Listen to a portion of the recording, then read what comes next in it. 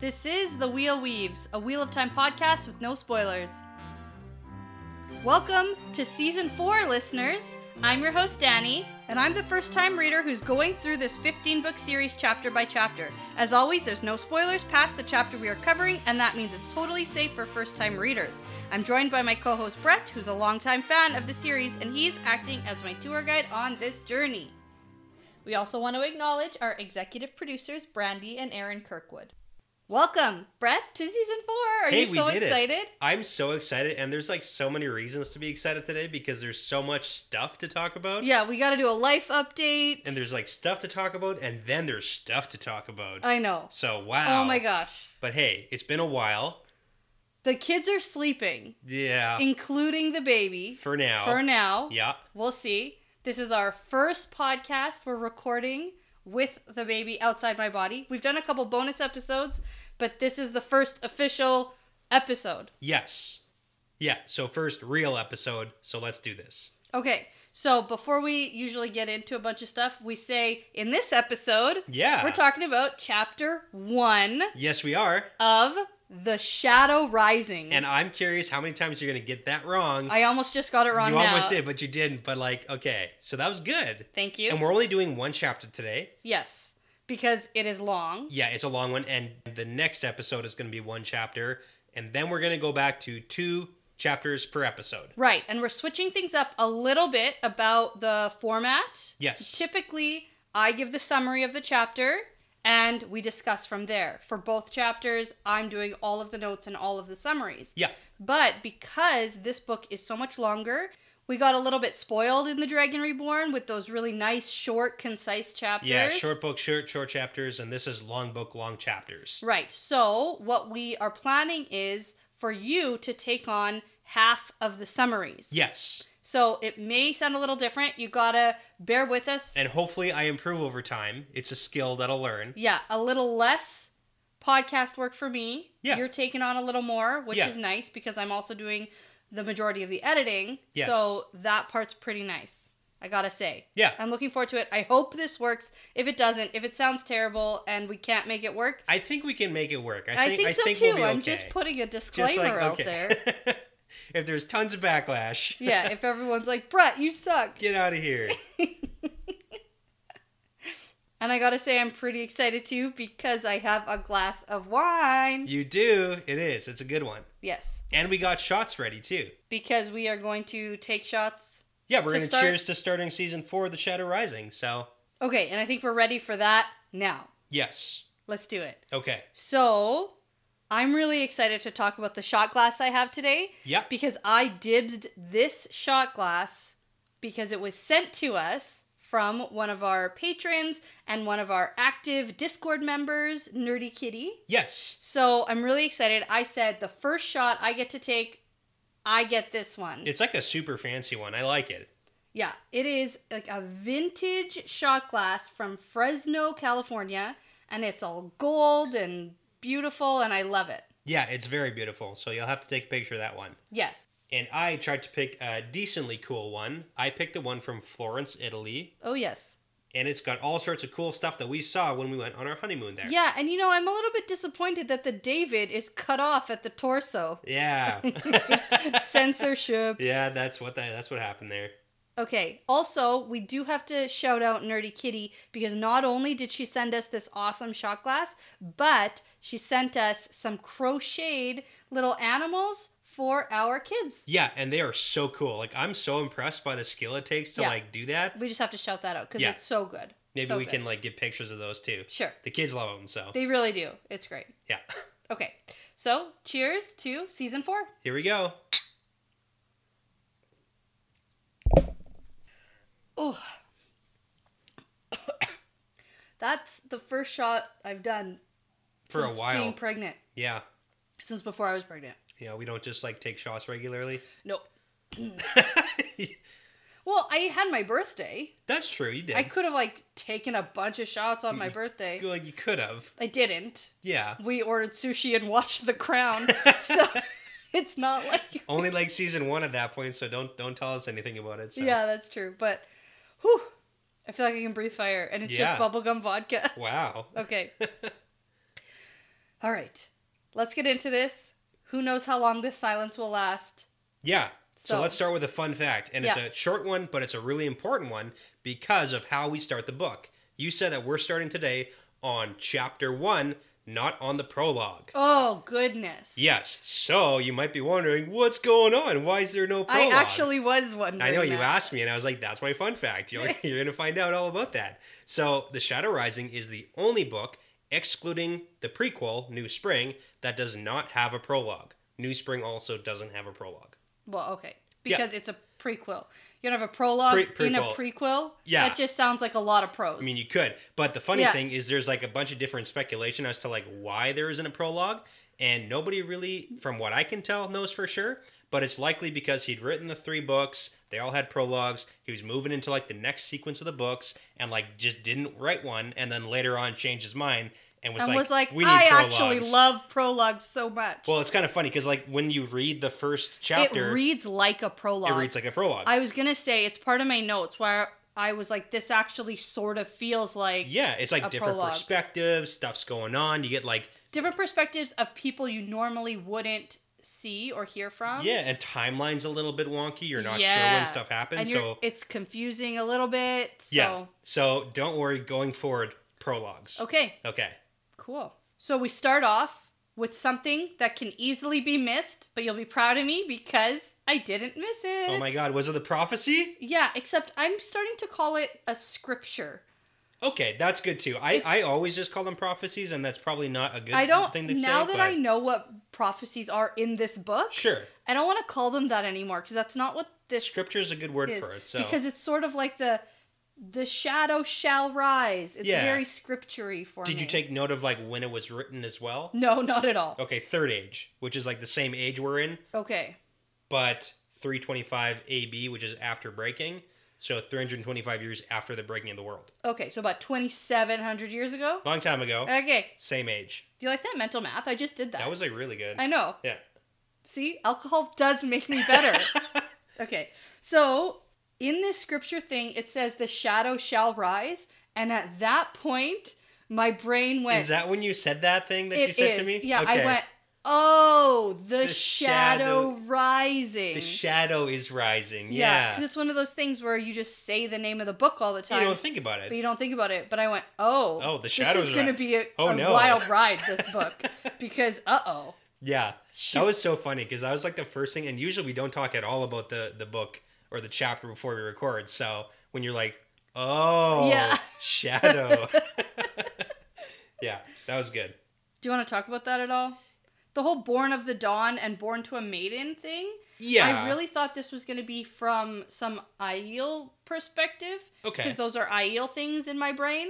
Yeah, sure. But it wasn't. So that's all. That was my note about this thing. Yeah, we don't really know much about that. And there's not much to talk about now. I mean, later on possibly, but right now, no. Besides the fact that it's probably talking about Rand because it's like born of the dawn, born of the maiden, according to prophecy. The interesting part where it says he shall stretch forth his hands to catch the shadow. But it's like, how do you interpret that? Yeah.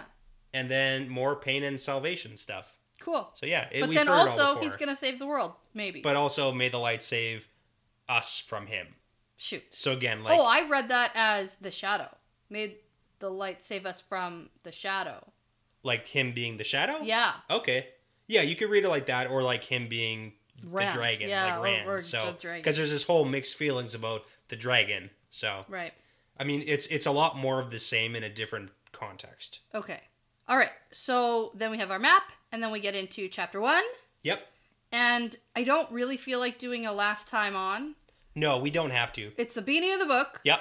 If you're not caught up now, go back and read the first 3 books. Yeah. Okay. Or just go back and listen to the last episode. Okay, so it is called Seeds of Shadow. Yeah, more shadow stuff. Shadow stuff. And we got a wheelie snake picture. We do. As is tradition. Yeah, and we get our typical introduction paragraph. Yep. And I think that these are so cool because they give us a location. They do. Every time. They do. And I'm personally taking note and remembering at each book where each book started. Really? Yeah. I haven't even done that. I don't. Yeah. So, Okay. the Eye of the World. Oh my god. The wind rose over the mountains of mist. Okay. This is all off my memory. I didn't even. That's write this amazing. up. I've never bothered to memorize this. Yeah. And that's because we were in the Two Rivers. Yeah. And then in book 2, we were the wind rose over the mountains of Doom because we were in Faldara. Yep. And then in book 3, they rose over the mountains of mist again, but that's because we were in the mountains of mist. Wow. And then this book, you're going to have to help me with pronunciation. Sure. But we got the Carolane grass? Yeah, Carolane grass. Right, Yep. which I had to look up, which is near Tarvalin. Yeah, it's like a pretty wide expanse. We are in Tarvalin. Yeah. But this is where the wind rose in this. There's a lot of wind blowing, a lot of grass, a lot of wind.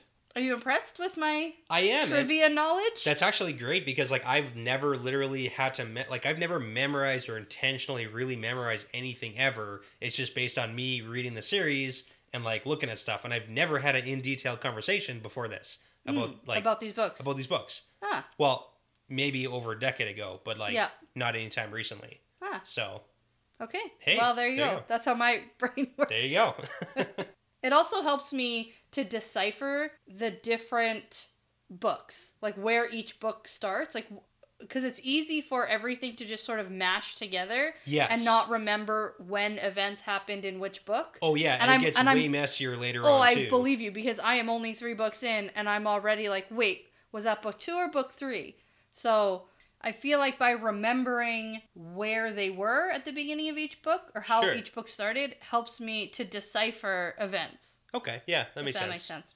Okay, so getting right into this chapter, there is a lot of intro chapter descriptions. Yes. As per usual. As per usual, it's like a recap of what everything looks like in case it's been years since you last read a book. Yeah, I get it, but there's reasons for it, and it's different because this we're just is long though. It's been probably, our baby girl Lila is about to be 6 weeks old. Yeah. So that's actually how long it's been since I've So what you're telling me is you need the recap of description of what Tarvalin looks like. Yeah, not quite. Except we got to point out that there's definitely safety issues in Tarvalin with the whole bridges really high in the air, often without railings.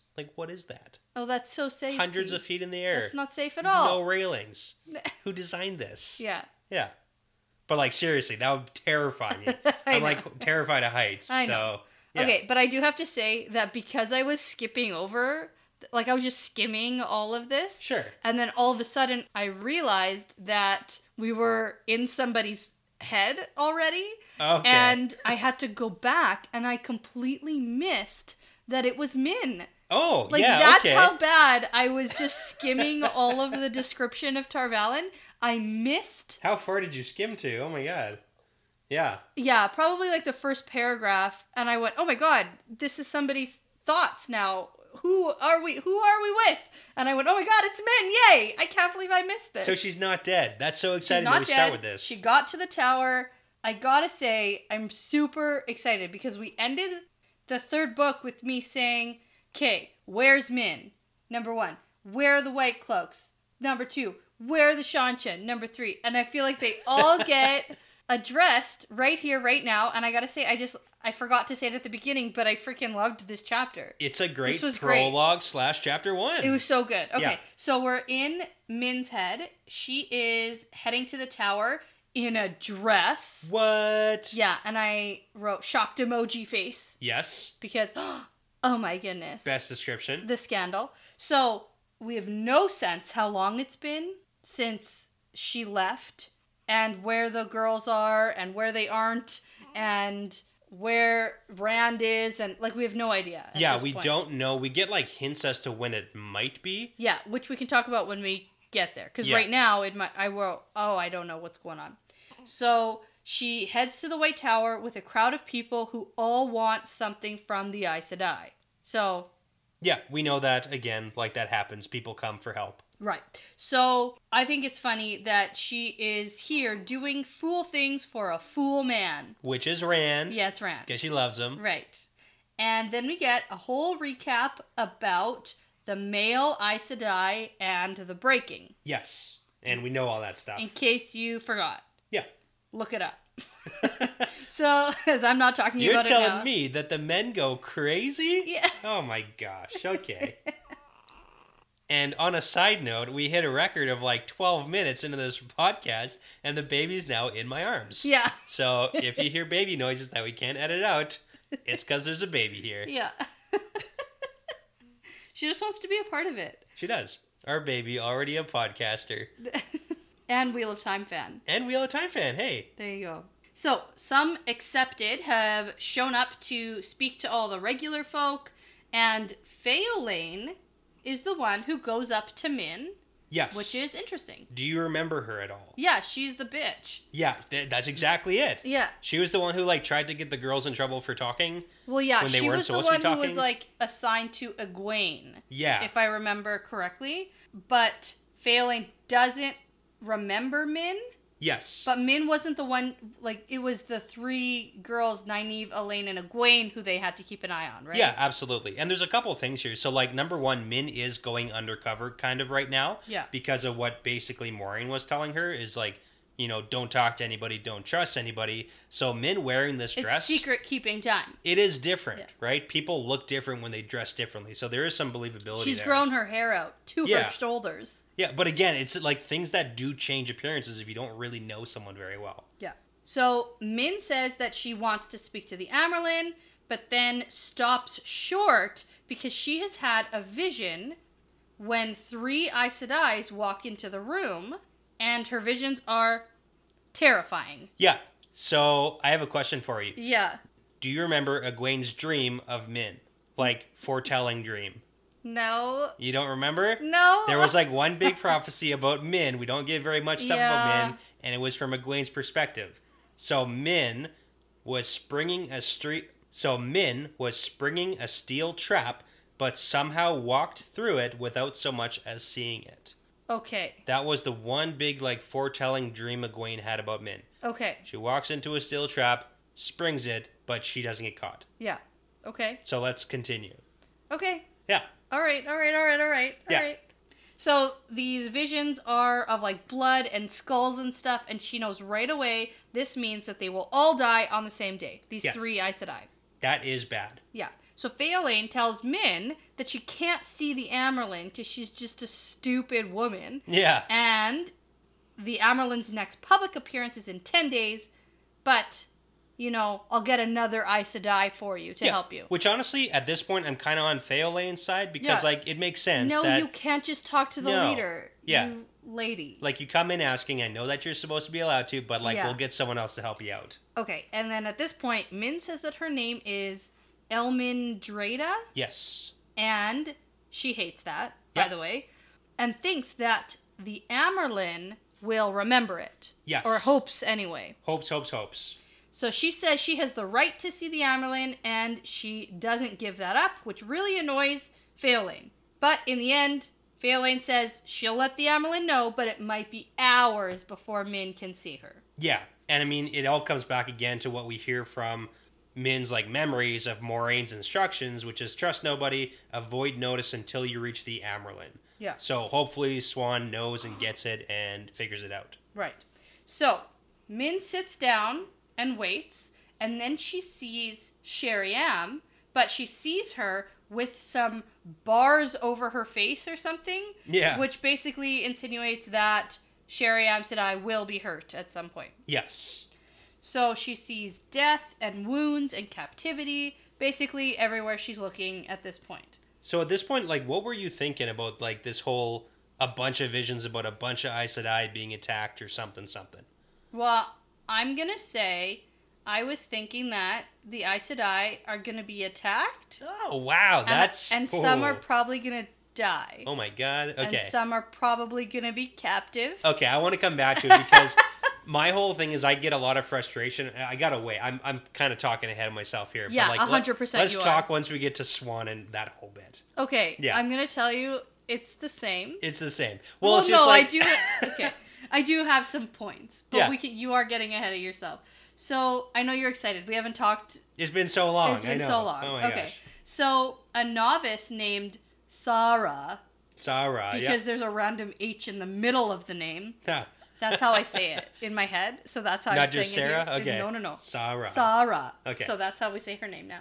So she's a novice. She shows up to take Min to the Amerlin, like, really quickly. Hey, it worked. Which is great. So as they walk through the tower, almost everyone Min sees has an aura of violence and danger, even warders, even servants. Everybody. Everybody's getting hurt. One really important vision that she sees. I know. Yeah? Did you highlight it? Yeah, of course. Okay. Yeah. You think I missed this? I don't know how much you were skimming. I don't know. Okay, that's fair.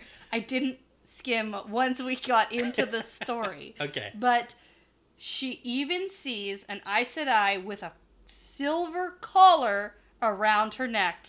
And then went, uh-oh. Oh, no. Oh, no. We know what that is. Yeah, we do know what that is. Yeah. And there's no two ways about it. Like, Not really. There's literally one thing that can be. Well, it's kind of like that thing when Robert Jordan really wants to make sure that you know that something is something. Yeah. It's like really blatantly out there. Oh, yeah. And I mean, it was just... By the way, idiot. Well, it was just one teeny sentence in here that can easily be forgotten about. Yeah, but for like Robert Jordan, in my mind, that's him shouting. Yeah, I agree. Okay. So they reach the Amerlin's chamber, and then Gawain... Freaking Gawain. ...storms out in front of them and recognizes Min and goes, "Oh, you're back." Ah. And then goes, "Where are Egwene and my sister?" And then Min freaks out. Can I tell you something? Yeah. In my brain, the way this scene plays out is kind of like in How to Train Your Dragon, when you meet that dude, the main character guy, in like the first movie. That's like Gawain in book 1, 2, 3. And then like book 4 is basically How I Met Your Dragon 2, when the main character dude comes back and he's like a stud now. Oh. It seems to me, in my mind, like Gawain grows up. Okay. And this is who's walking out of the chamber right now. Okay, so he's kind of like a twerpy dork who doesn't fit in, who isn't really that good. And now he's a little bit more handsome, a little bit more confident. You know, the girls are fawning over him now, so... Yeah, he's the... More so than previously, obviously. Right, he's the badass now. Yeah. He's the leader. Yeah, But like for him to be like storming out of the Amerlin Seats chambers, like that takes some, cojones. Sure. So... Yeah. Okay, I like that. That's really funny. Yeah. That's a good reference. I don't even know the guy's name. I just remember that's like a thing. Hiccup. Hiccup? Is that his name, seriously? They're Vikings. Okay. Yeah. Sure. That's great. So, back to Min freaking out because she thinks that the girls haven't even got to the White Tower yet. Yeah. And she's like, they left months before me. What do you mean they're not here? So that helps us zero in on time frames too. Yeah. Which is good. Yeah. But he's like, no. They did come back, but they've gone again. Yeah. And so that gives us an idea that the girls have been back and now they're on their way to Tyr. We're just not really sure exactly where in that journey. Yeah, but that is a shorter time frame. Yeah. Yeah, that is a shorter time frame of when they Although left we to when they arrived in Tyr. don't know how long they were on that super long... slow-moving barge like of I a said, ship. we zeroed in a little bit here. Yes. But again, I gotta side with Gawain here because, like, for him, the last time his sister took off, he got in a huge amount of trouble. Yeah. And like, she's gone again, and she's not telling anybody. So like, first time it was. And they're like, "Oh, she's just on some farm." Yeah. Oh yeah, she's totally hoeing cabbages. Yeah, something like that. Turnips. Yeah. So he tries to get some information from Min, but it doesn't work. And then for a second, she sees blood on his face too. Oh no. Everybody's getting hurt. Oh man. Everybody's in danger. Yep. So, Gawain is pissed. He doesn't know where they are. And Min says not to meddle in the Amerlin's business. Yeah. They are of the tower now. And Gawain says Elaine should stop playing at being an Aes Sedai. She will be queen one day and he has to protect her. Yeah, kind of like an asshole-ish thing to say. Well, he doesn't really know that she actually has power. He doesn't. And how strong she can be. Yeah, he doesn't, but it's the whole, like, playing at is the, don't be a dick, Gawain, but... I could see how he's sees frustrated. That, though. Yeah, he's super frustrated. Yeah, especially because if all daughter heirs are sent, whether they can channel or not... Yeah, which we're pretty sure they are, for sure. Yeah. So... probably most of them can't actually channel like on their own kind of thing. Yeah. So he was thinking, okay, done playing here, done with your quote training. Yeah. Let's go home. For your super secret spy missions. Yeah. But which he doesn't know about. No, he doesn't. Okay. So Min sees more of a vision of Gawain, a sword with a heron on the blade, a banner waving behind him of a boar on a field of green, and then both of them fade with blood.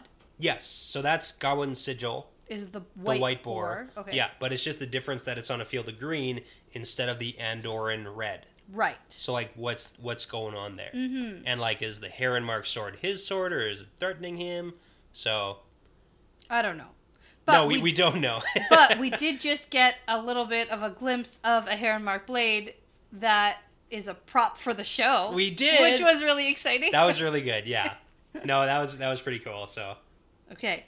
We don't have time this episode to get into that. We literally have zero time. We've got lots of chapters to talk about show stuff, but this is not that chapter. Okay. Yeah. So, Min tells Gawain to be careful, and he tells her he will be practicing with Hammer in the yard until sunset, and she should come meet him there after she's done. Yeah, and this was the leveling up I was talking about here, because Gawain can beat Hammer 2 out of 5 times. Ooh, I missed that. Galad can beat Hammer 3 out of 5 times. Ooh. And Hammer's like... Well, the warder trainer. The warder trainer man, who's probably, like, super good. Right. Got skills. Sure. Although, you know what they say, those who can't do... Teach? Yeah. Okay. Which I can say, because I'm a teacher. Yeah. You know, it's one of those things. Insight, yeah. Yeah. I can say it. You can't. I can. Yeah. Just joking. I'm sure he's great. I thought you were going to make like a skills to pay the bills joke. Because they said skills. No. I was like, I don't know, can he pay his bills? Okay. Probably can. I don't know. So I forgot about Sarah. Yeah, Sarah. And she's been standing there this whole time. You know what? Maybe Sarah's important and you shouldn't maybe, make so much fun of her. Sarah. I do think that she actually might be a little bit important. Oh, okay. Why? So, let me tell you. Okay. Let me go on. That was a joke. I gotta paint the picture here. Okay. I'm making fun of her name because it's stupid that there's an H in the middle of this. No, I get that. And so I'm pronouncing It's a fantasy world. That's how you spell Sarah. Yeah. No, not here. So, she's been standing here this whole time. Min is like, oh, shoot. And then thinks, well, it can't cause any harm now. And I think when anyone thinks to themselves, well, this can't cause any harm, the first thing that's going to happen is it's going to cause harm. Yeah, okay. That's fair. Because she's going to go off gossiping with the other novices about this, But like Swan kind of like is on top of that. Sort of. Okay. I think because she's like, whatever, I think that something is going to come of it. Okay. All right, sure. Okay. So Min sees Liana, which is another one of those names. Yeah, Leanne. Yeah. With her face screaming. It's like a weird transparent vision of Liana's face in front of Liana's face. Yes. So super not good. Again, not good. Yeah. And then she goes to see the Amerlin. So there's a bunch of description about the Amerlin's room and then of Swan. And turns out Min doesn't know how to curtsy, which is just funny. So Min then, of course, sees a vision of Swan laying naked on the floor. Yeah. And then there's something odd. Yeah, something weird about the vision, but it vanishes before Min can tell what. No time for that now. Yeah, but there is time, yeah. Yeah, I want to say that this actually reminds me of Egwene's testing. Okay. Because when Egwene is the Amerlin in her last testing vision thing. Yeah. She's the Amerlin. Yeah. And she's naked. Oh, okay. So there's a connection and there's there. like an issue. Yeah. So more than just her being naked. It's more than just her being naked. Okay. But she goes to like her chambers or something and is in her chambers without clothes on. Okay. And I don't know. It's nothing. But it's something. It's something. But we're just not sure what. Right. So, okay. Because I don't know if Swan was, or if Egwene was ever naked, like laying on the floor. Yeah. But she for sure was running around naked. Yeah. So, okay. Yeah. Well, I mean, hey. There you go. That's as much as we can kind of get out of this right now. Yeah. So, Swan can immediately tell that Min has seen something and says that she could have used her talents over these last few months. ... Hey, what did you just see? Which is a funny thing that she says, that like, hey, I could use your talent, when as soon as Min goes into like what she sees, it's almost like a dismissal of what she sees. Nah, it's not a real dismissal. It's like a medium dismissal. It's 100% a dismissal, but it's a fake out dismissal. Okay, you're going to have to explain that, because the way it reads, especially with the whole like, oh my god, everybody's going to die on the same day, and then Swan's like, it could be like tomorrow, or it could be 10 years from now. I hope it's 10 years from now. Yeah. What I mean by a fake out dismissal Yeah. is she doesn't want Min to know that she's internally freaking out and gonna get to work figuring out what the fuck is gonna happen. Calm on the outside. Panicky and nervous on the inside. Panicky inside. Fake out dismissal. That's how I do all my, public speaking. Yeah. Yeah. Okay, so Min tells her, like, I've just saw you without clothes on. And then Swan's like, oh, I bet I'll take a lover. Best response. Yeah, I bet not. But then right away, Min launches into telling her about all these things that have happened. And I said, good. Yes, or all this these was things like... that she's like seen. I am totally for team tell the adults. Yeah. Yeah, it very easily could have been like, oh, she's going to like glaze over it, or like not correct her and be like, yeah, maybe it's you taking a lover and not talking about the horrified screaming on the floor. Yeah. I don't know. Yeah. But hey. No, I know. But, okay, so I just have to point out, I just said I'm team tell the adults. Sure. But just the probably trustworthy ones, though. Okay. Like, don't go telling, like, Leandrin a bunch of stuff. Oh, like, don't tell the dark friends. or ones you don't really know. Okay. You know what I mean? Are you implying that you really know that Swan is, good? And we can trust her? Yeah. Because that's kind of what you're implying. Yeah, I also said probably trustworthy because no one Way to leave yourself an out here. Yeah, okay, all right. Of course. That's what I do. I said probably. Yeah. Yeah. So Swan immediately says that she will send Sarah to hoe in... to hoe in the vegetable patch to stop her from spreading rumors. See? You got it covered. It's too late. She's already in the novice quarters spreading rumors. Okay. Yeah, okay. No, that's fine. And she'll keep Gawain quiet. Okay. And Min is confused here, and so am I. About what? Well, she's like, what do they have to do with this? Well, we find out at the end of the sequence what it's all about. Yeah. Yeah. I know, but here I'm confused. At the same time, Min is confused. Okay, I gotcha. Yeah. Okay, but you're no longer confused? And I mean, like, Medium there's always some level of confusion for me. But, okay.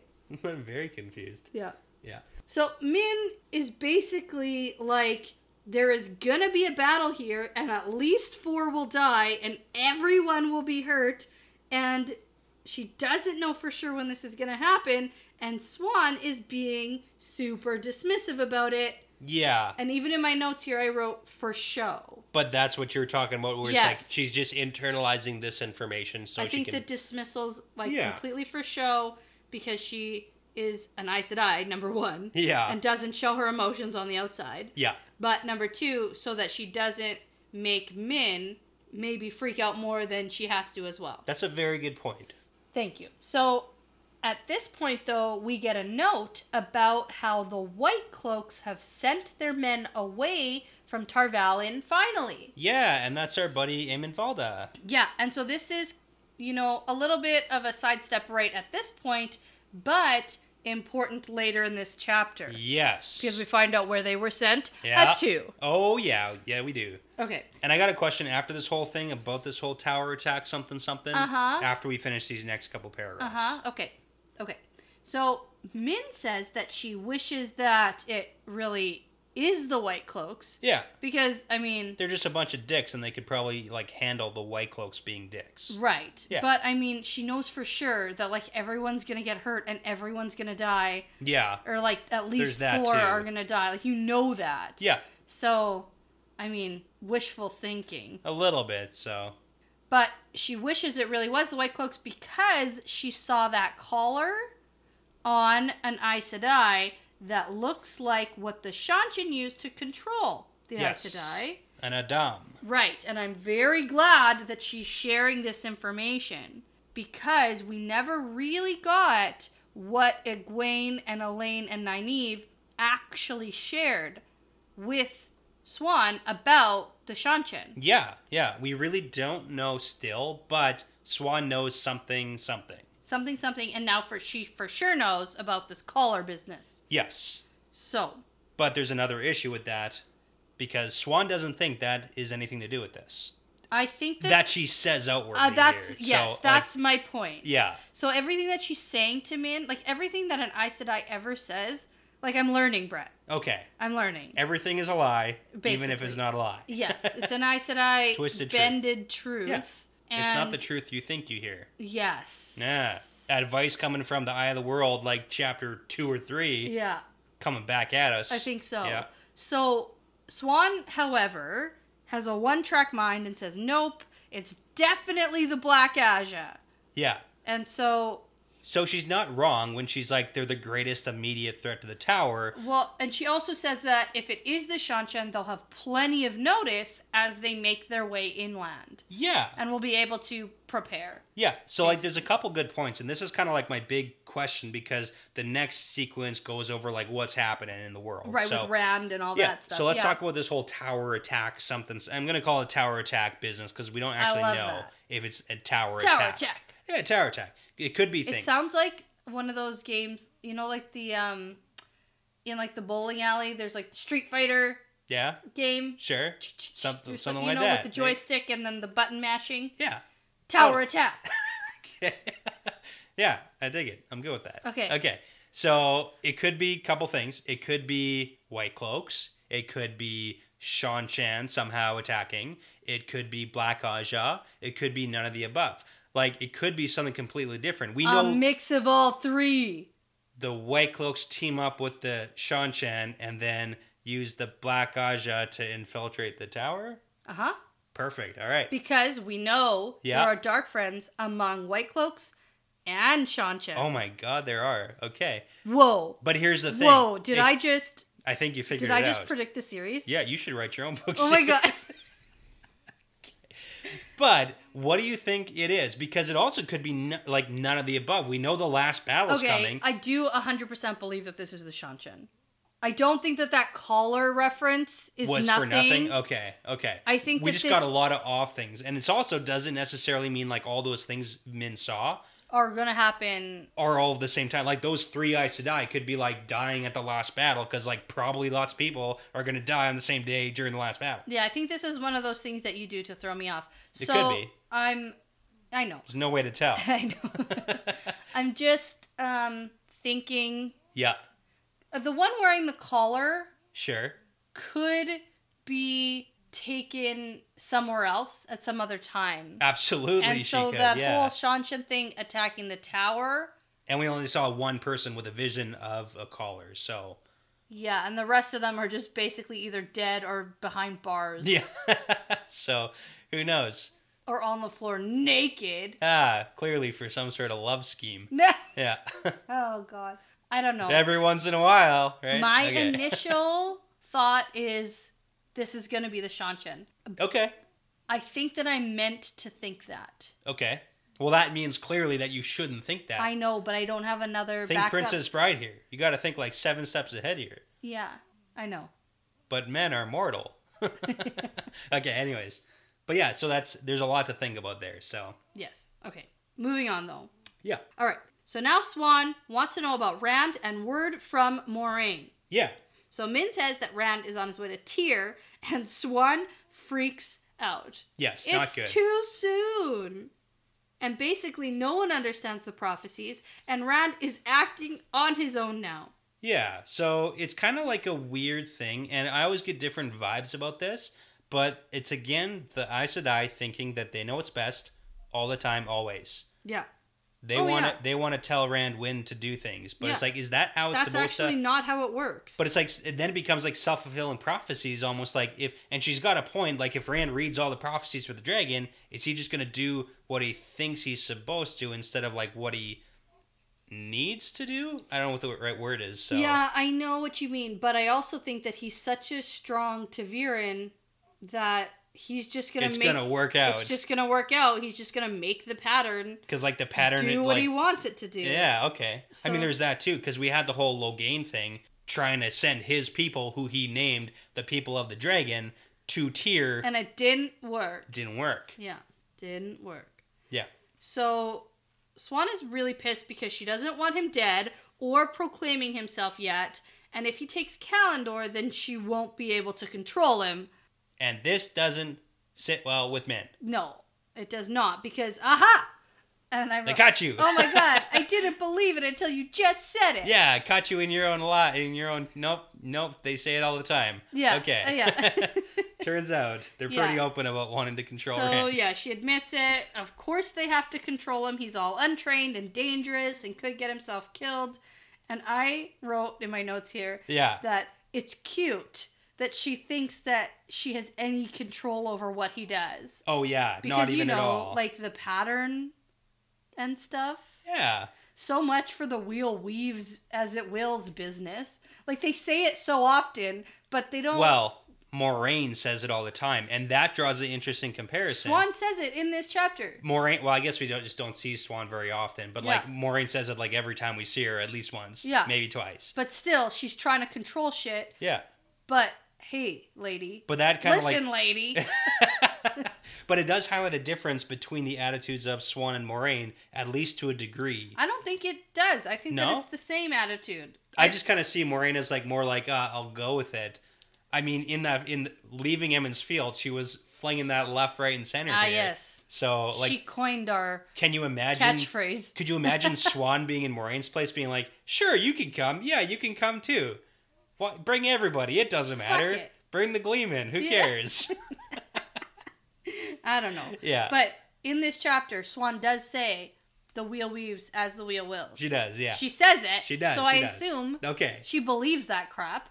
So hey, you can't call it crap. She should start acting like she believes it. Okay. Anyway, so Swan figures it out from Min's face that she loves Rand. And I just said, shoot, I hate when that happens. I hate when people can tell by my face that I'm in love with the Dragon Reborn. Just so everybody knows, on multiple different occasions, people have come to you in restaurants and being like, I could tell from across the room by your face that you didn't like that. Yeah. Can I get you something else? That does actually happen. It's happened on more than one occasion. I have a very expressive face. I can't help it. Okay, so. Yeah. By her face. Yep. She is forced to tell Swan about the three women loving Rand vision. Yeah. But who knows if he will love them back. Yes. And Rand sees her as a sister. Yeah, which I don't agree with. Well, although I have actually no idea. That's just my own personal... I mean, the last time they were in the mountains for months, and it didn't seem like there was a lot of progress. He's not seeing her as anything. Is that worse than seeing as a... That's probably better? No, it's probably better. Probably better than like, than sister? Yeah. I'd say it's better than sister. Yeah. Okay. So Min says that she's heading to Tyr now. Peace out, Amerlin. You can't control me. And then Swan's like, okay, if you insist. And then immediately gets controlled, so... Yeah. And then she goes, but except that you will stay, and you will hunt the Black Aja for me, and I totally can stop you. Yes. So, thanks for that. Yeah. And Min figures out that this is what the girls are definitely doing, hunting Black Aja. And Swan says that she can neither confirm nor deny anything like that. Yeah. Plus, she tells Min that she has to keep wearing the dress to stay disguised. But like super disguised mode now. And not only that, not only just the dress, she has to wear makeup too. Yep. Yeah. So I mean, okay, so this is one of the things where it's like, when you first read it, it might seem like, really, is that going to work? In my opinion, it absolutely can work for lots of people. If you don't really know someone or only saw someone once or twice and they look completely different, you put on full makeup, full hair, trying to disguise yourself, different clothes, different attitude, personality, you can appear to be a different person. Like, if I meet someone I know in public that I meet, like, your doctor or whatever, or your chiropractor in public, you're like, who the hell is that? Even though you see them every week. People are going to think that's a super random thing to say. That happened. Except for the fact that we saw my chiropractor in public a couple years ago. Yeah. And he recognized me. Immediately. And you were like, hi, how's it going? Yeah.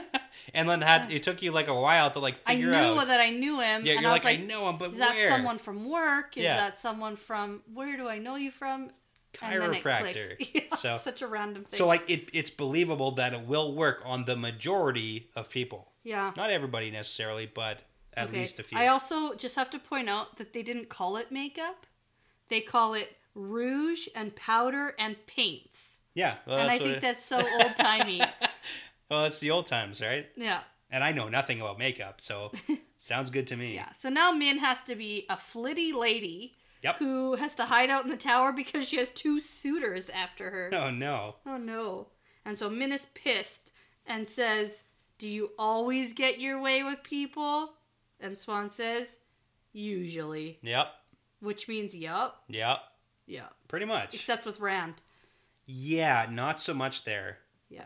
All right. And we get a scene change. We do. An important one. A very important one. And I am going to summarize this before we switch to your summary, which I'm actually kind of excited about. I'm so nervous. Are you? I mean, I'm cool and calm and collected on the outside. Okay, well, let's get through this scene change. Do you have anything else to talk about? I think we covered it pretty thoroughly. No, yeah, I think it's a lot more of the same. I think it's interesting that Swan shared a lot with Min, but I will let you remember that Swan, when she was like putting the girl squad together, said that she will have as many hounds as she can possibly get. Yes. And Min, she knows, isn't a dark friend. Yep. So she's part of the crew. You're a hound now for like me, my hunters for the Black Aja. So. Yeah, okay. So, I do have to say though, that when she was telling Min that she actually can't go to Tyr and I need you to be a Black Aja hunter. Yep. I thought what she was saying was, yeah, you'll go to Tyr. Oh. But as a Black Aja hunter to meet up with the girls. Nope. And then on my second read is when I realized, oh no, she has to stay here. She's not going anywhere. And that sucks. Yeah. Because I thought she was going to have to go chasing after the girls in full makeup and full dress. And there's like, just what like would this be the point of absurd that? vision. No, I mean, that's the whole point. So Min's staying. That's why, like, yeah, I get Sarah it. It totally makes is going to get sent off to whole cabbages. Sarah. And then she's got to, like, keep going quiet somehow. I don't know. Yes. But, like, okay, it just clicked for me. That was the connecting. Whoa. Okay. So way back, Swan was planning to keep Min here. Min is staying. She's got to send Sarah off to whole cabbages so she doesn't go run her dumb mouth. About Almendrea. How do you say it? Almendreda? Yeah. Flirting with Gawain or whatever it's going to be called. And then Gawain needs to shut his trap too, so. Good luck. That was what that's why I was like, does it make sense? I got it. Cool. Okay, let's talk about Elida. Yeah. So, Elida, turns out, is outside the Amerlin's study, and she's just seen Sarah and Min go into the room. Yeah. So she's probably been there long enough to see them standing there talking to Gawain as well. This is the worst. And I think she's probably actually keeping tabs on Gawain. Probably. At this point. Yeah, absolutely. And I think that's why she was there. 100%. I don't think that it has anything to do with Min or the Amerlin. I think that she's just keeping tabs on Gawain. That makes sense from what we find out later. Yeah. So, Sarah comes out, and I think that's the last time I say it. So okay, yeah. Stop laughing. So, she comes out, and Elida recognizes her as some idiot who is no help to her at all, so she dismisses her. I don't have use for remembering wretched children's names. How terrible is Elida? Yeah, awesome. Oh my god. I actually kind of like her. Do you? Yeah, okay. I actually, especially after this, where I can be sure, like, as long as I'm not rooting for a dark friend, or I'm not, like, liking a dark friend, you know what I mean? Okay. Like, if I was like, Leandrin's the best character, she's cool, like, that's bad. Oh, okay. No, I get what you're saying. But she's clearly... That also means you're saying that Elida is not a dark friend. I am saying I think we've covered that before. Oh, yeah. You think she's especially after this, too. Okay. Like, because this is her inner monologue. Yes. Right? Like, this is her inner thoughts, and it's all about defeating the Dark One. It is. So in, like, a weird, messed up sense. It's but like, super weird and super crazy. Yeah. But I kind of like her. Okay. I like it. Okay. I like that. I'm for it. I like that you like her. That's good. Okay. So, she recognizes Min, even in a dress. Wow. Perception skills. Whoa. Yeah. Okay, so she's also trying to figure out the whereabouts of the girls, but mainly Elaine. Yes. So we get some information about her. We get so important information about foretelling talent. Yeah. Like crazy important. So she had her first foretelling experience as an accepted. Yeah. About how the royal family of Andor will be essential in the last battle. Yes. And she has kept it a secret and then went to Camelin to attach herself to Morgaze when it was clear that she would be queen. Yes. Okay. So long game, let me tell you. And I got to recap a couple major events here. So Royal Line of Andor, probably, so that would mean like Morgaze, Elaine, Gawain, like Galad, possibly. But she seems overly focused, maybe a little bit on Elaine in my mind. Well, because Elaine is the heir. The heir, so yeah. Because it can't be a man, right? It's always a woman. We learned that last book. Who becomes queen, but her foretelling was that the royal line of Andor would be the key to defeating the Dark One. It doesn't say like the queen to be. The royal line could mean Gawain. It could mean Morgaze. It could be. Maybe she's also had additional foretellings of like... Possibly, yeah. Of like Elaine's children or something. That's true. Like that would be Royal Line of Andor. Yeah. So yeah. So like maybe there's something more to it. And we also know that Elida basically like put herself out there and pushed really hard to become the advisor to the queen. And she kind of like recaps that here. That's why she pushed so hard. And then in her own mind, she thinks that I could be Amyrlin right now had I not pushed so hard to become the advisor. I'm like, maybe. Like maybe. Like fool yourself a little bit here, but yeah, that's the important stuff. Okay. So now she's super pissed because of all of her effort pretty much at this point has been all for nothing. Yeah. Because she's been kicked out of the advisor position. Yeah. We learned that last book. Yeah. That probably Forsaken is actually in her spot. Probably a little bit. Definitely maybe. Definitely. That's a definitely maybe situation. Definitely maybe situation. And so now she's back in the White Tower where she doesn't want to be. And she can't keep track of all of the lines of... They're all just like running off. Yeah.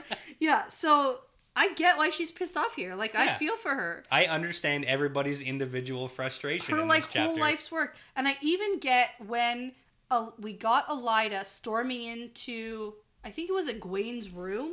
Yeah, there was that. I think that might have been in book 2, before they ran off. Yeah. To Falma. I can't remember for sure. But yeah, I think that's right. But it was, she stormed in there and was like, hey, idiots. You're going to ruin everything. Which makes sense why she's so, like, upset about it, because, like, she's got that... Yeah. I got it. That was when I knew she wasn't a Dark Friend. Okay. Because she was, like, really concerned for how the Aes Sedai... Or maybe it was when they came back and she's like, where have you been, idiots? I can't actually remember. It was...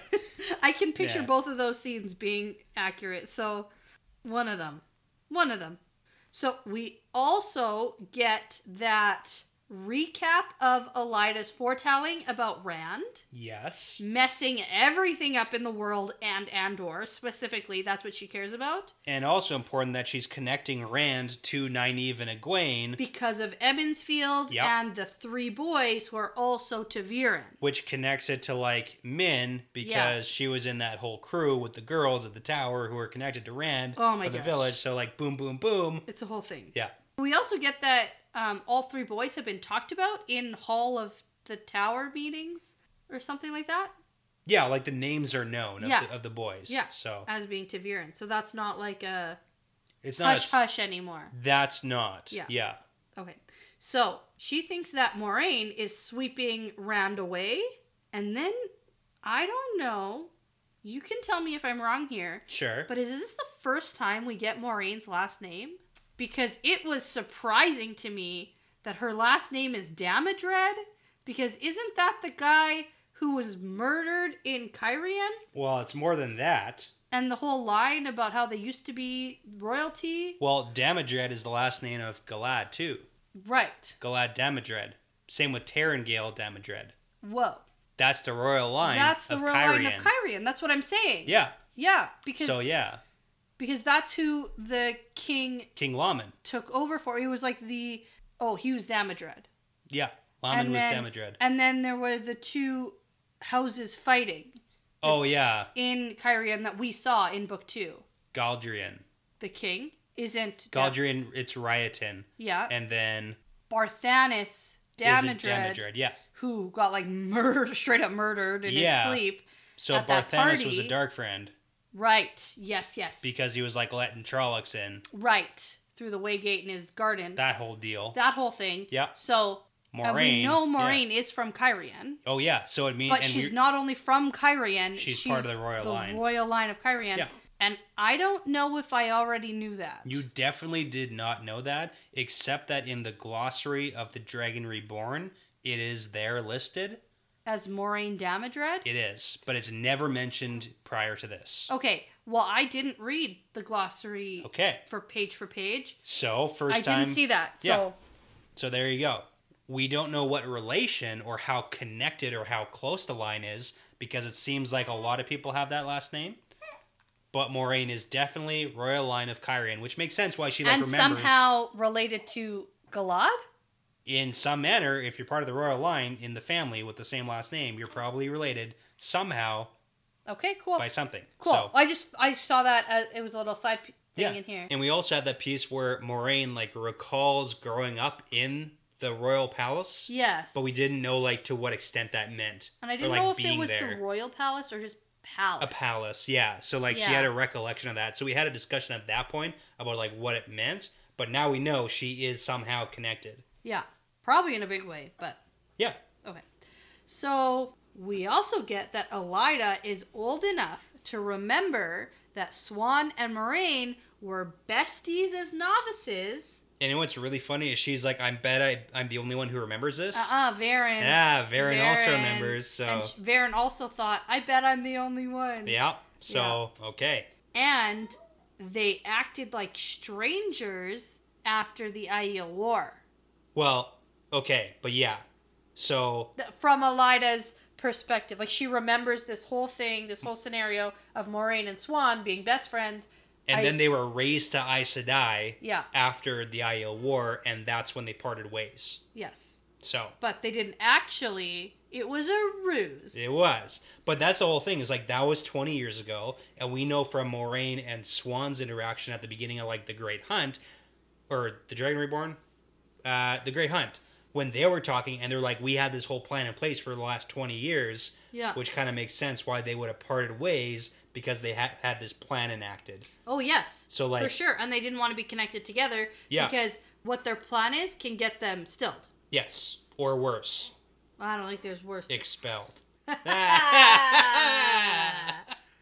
Yeah, that's what it is. Yeah, there we do. I did it.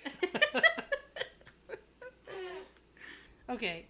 Pretty terrible Harry Potter reference. I think that was amazing and well executed. Okay. Good job, Brett. Yeah, it's not a real connection. No, it worked. If you just say quotes from the movies, that counts. Okay. That was a spur of the moment, off the top of my head. Didn't prepare that at all. So I know. That's why we're taking a shot. Yeah. But in the future, we can't just yell out quotes from the movies. We'll see. Cheers.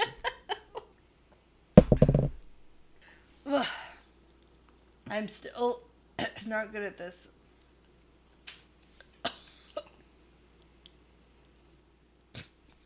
God. I just hate liquor. Oh. Clarification. I hate the taste of liquor. There we go. Okay. So, basically at this point, Elida is she's really trying to put the puzzle together here. She is, and I think emphasize on the trying. Yeah. Because she's got the whole Moraine and Swan are working together thing, and that it's been a 20-year span, and she really wants to stop Swan from doing whatever she's doing, but she goes really fast from that to being I have to keep the Andorran line alive, and I have to stop Rand from destroying Andor. And it's how did you get to that point from where you were? Well, because in her foretelling with Rand, she saw him basically causing a bunch of mischief. Yeah, destroy Andor. Well, but not specifically that. We saw that. No, but that's how she interprets it. But that's the thing, is we saw that foretelling, and did not say that Rand's gonna blow up Andor. No, that's how she's seeing it. Yeah.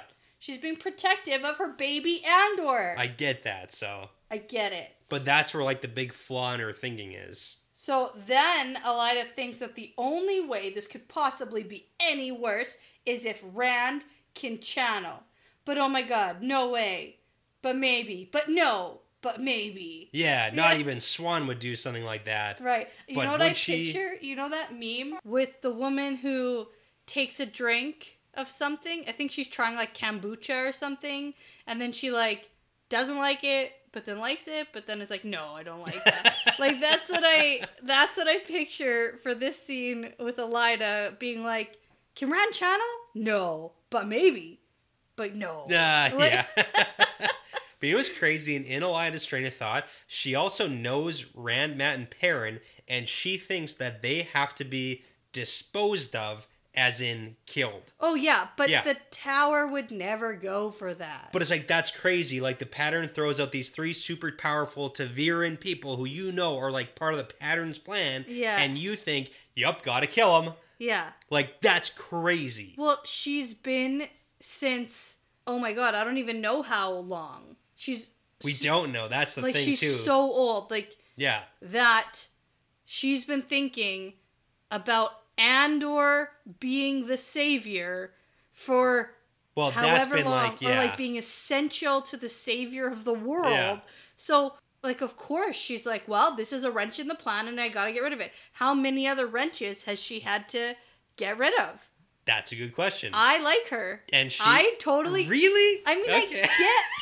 I just get where she's coming from. Oh my god. You know? It's terrifying. Okay. I get it. Yeah.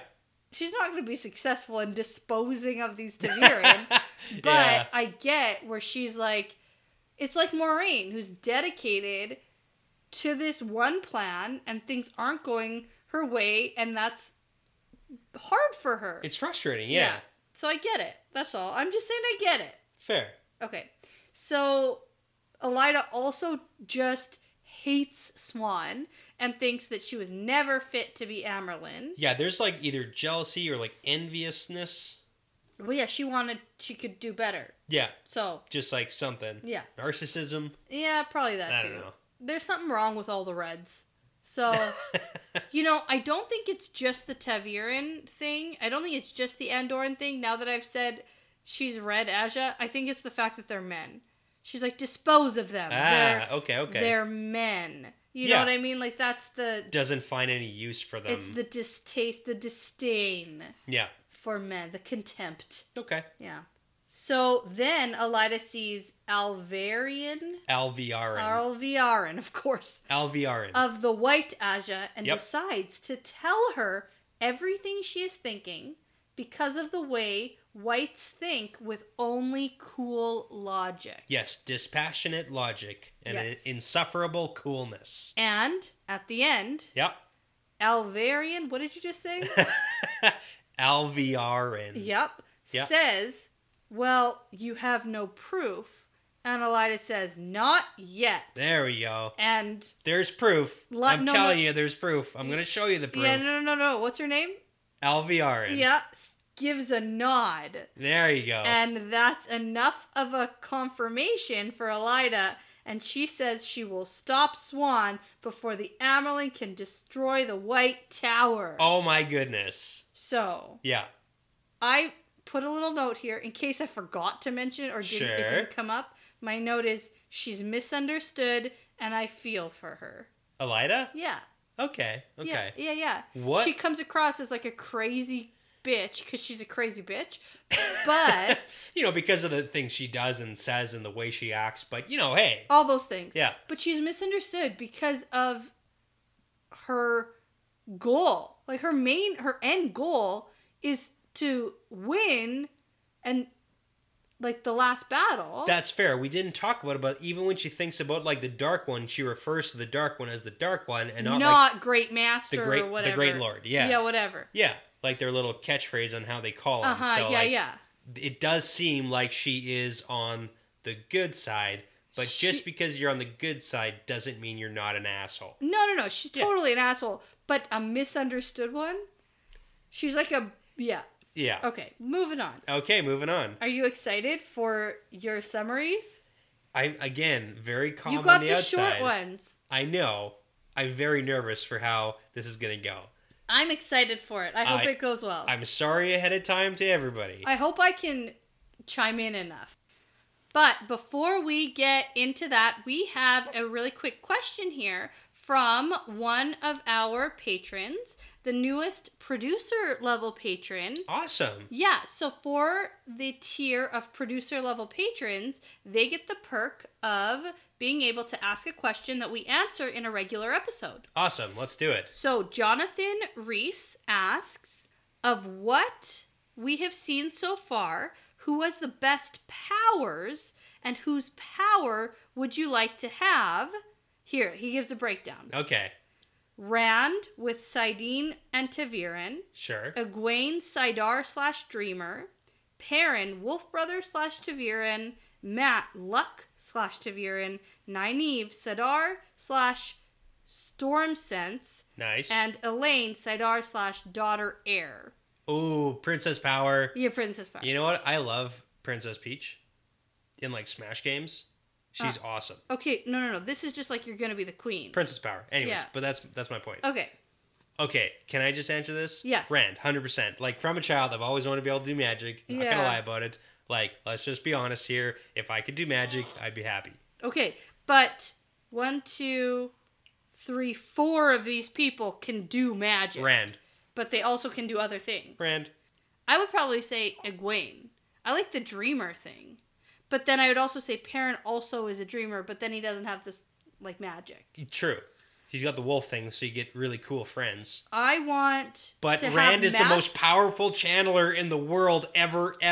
Yeah, that doesn't seem to be a good thing for him right now, though. Yeah, I'm still going to choose it, though. No, I'm going to go with Egwene, who is very powerful. Yeah. Not so powerful that she's going to destroy herself or the world. Sure. And the dreamer thing is so Have you met the cool. world every once in a while? I kind of like, The world could be destroyed.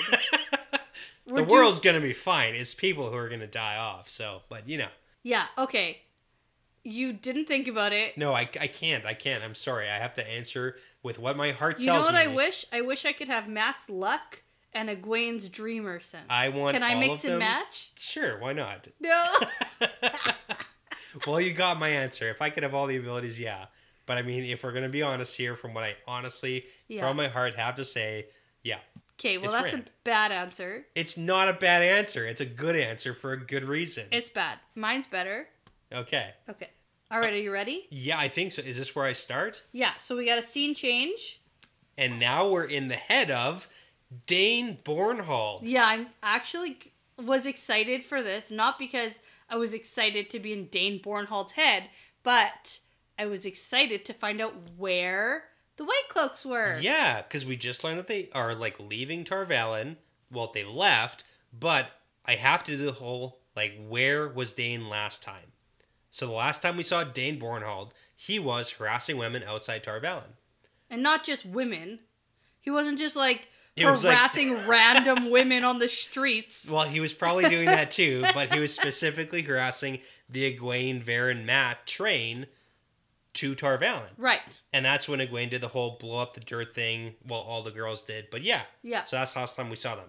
Now, they are in the outskirts of Terran Ferry. Yes. Very cool. This, I have to say, was so confusing to me. Okay.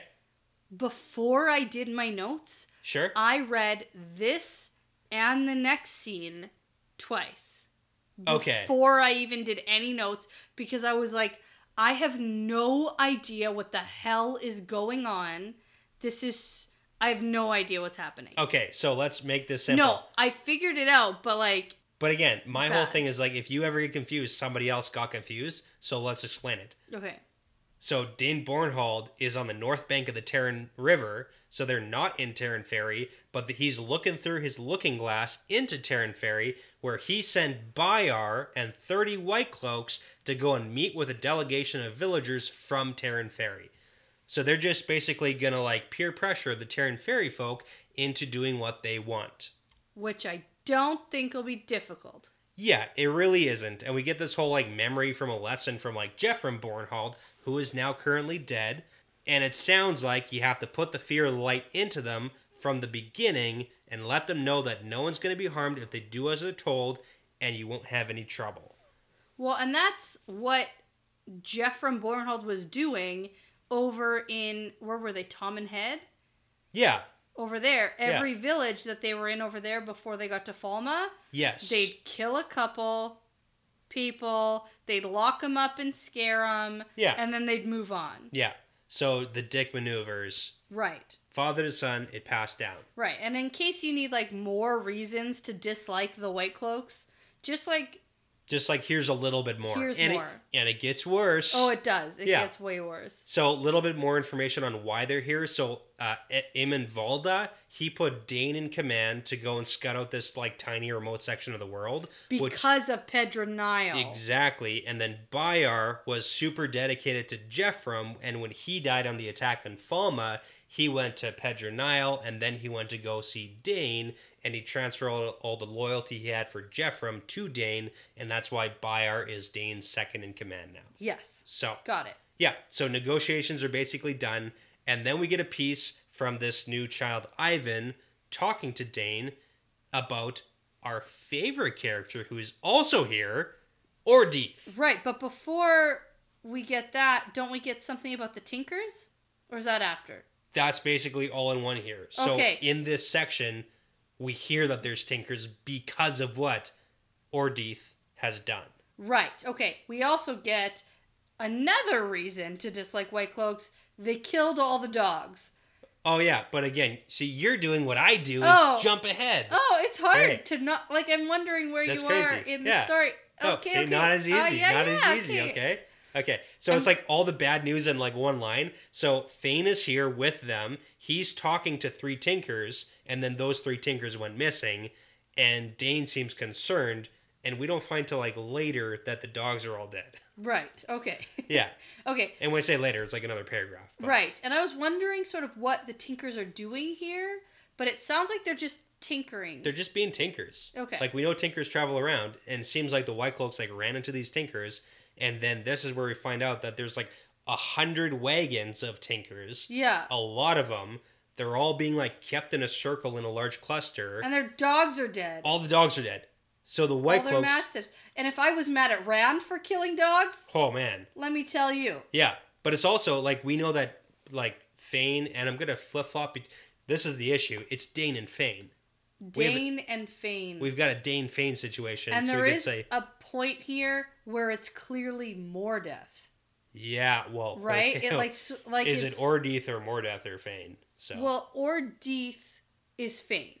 Ordith is Fane, in my opinion. Yeah, and that's fair. Mordeth is Mordeth. Yeah, who's lurking in Fane's brain. Do you want more rhymes? So Mordeth is in the Fane brain. Yeah. And then we've got Dane. And yeah. Okay. You could just call him Bornhold. I could, but you know. Okay. Okay. So at least Dane seems concerned that these like 3 Tinkers are gone missing. So like he's not a nice guy, but at least he's concerned about where they went. Dane, yeah. Like Dane. Well, and that's the same as Jeffrem was. He was not like unnecessarily cruel. Except that Dane did order the killing of the Mastiffs. That was him for sure. Oh, yeah. 100%. So. Can I also ask you, what is 100 man? 100 man Farron? Yeah, 100 man would be like a commander. Okay. Like he's one of the commanders. I don't know exactly what the rank would be. Okay, so something military something. Military something. I didn't know if like 100 man Farron was something I should know. Probably like he's in command of 100 men. Farron is his name? Farron is his name. He's probably in command of 100 men. I don't know actually if that's real, but in my brain that makes sense. But he's like a... That was just my side question because I didn't know what that was. Yeah. Okay. And then also, Fane definitely killed those 3 Tinkers. I was going to ask you what you think happened. Because we get this whole like Dane-Fane conversation about what happens. And it's kind of important because we get some information about like what's happening between the two of them. Yeah, because Fane's like... I thought they would just go back to their wagons. Yeah. So apparently Fane is like kind of denying that he kills them. Oh, 100% he's denying it. It's notable that his accent is the Lugarder one. And we've seen this before where the Lugarder accent... switches around, yeah. Yeah, but the Lugarder is probably being more Fane because we know that Fane is from Lugard. Yeah. So it's like not the Mordeth side of things necessarily. So, but he says that he took them off to like where they could be questioned undisturbed, and he didn't hurt any of them very much, and then told them to get back to the wagons, and then who knew they would run away. Yeah, right. But like probably it's Fane. They wouldn't. I don't think that they would run away. Yeah. They would go back to the wagons. They would go back to their families. And Fane didn't hurt them much?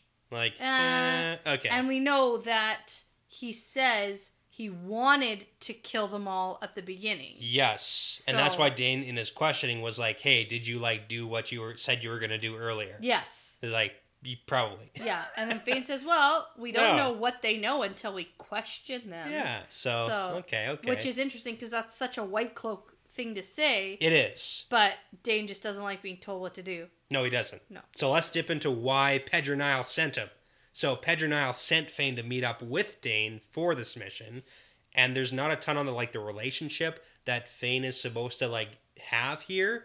Like, is he commander? Is he here to advise? So Fane is here to technically advise Dane, but it's like recommended that Bornhald cooperates with Fane. Yeah. So it's not exactly like... No, Dane does not like him at all. No, he doesn't. And turns out that the men that Fane chose to go with him, there was 50 of them. Yes. They're all sullied and frowny now. They're all in terrible moods, yes. Yeah. And... That's Mordeth. I put Mordeth in brackets. Okay, and that's what I was going to say is like it's likely that they weren't hand selected because of that. They probably got turned to that. No, that's the Shatter Logoth. Exactly. Stuff. Like we've seen that exact thing happen before, and in Bornhald's brain. And we saw it with Matt and the dagger. Yeah. Like we saw it. Yeah.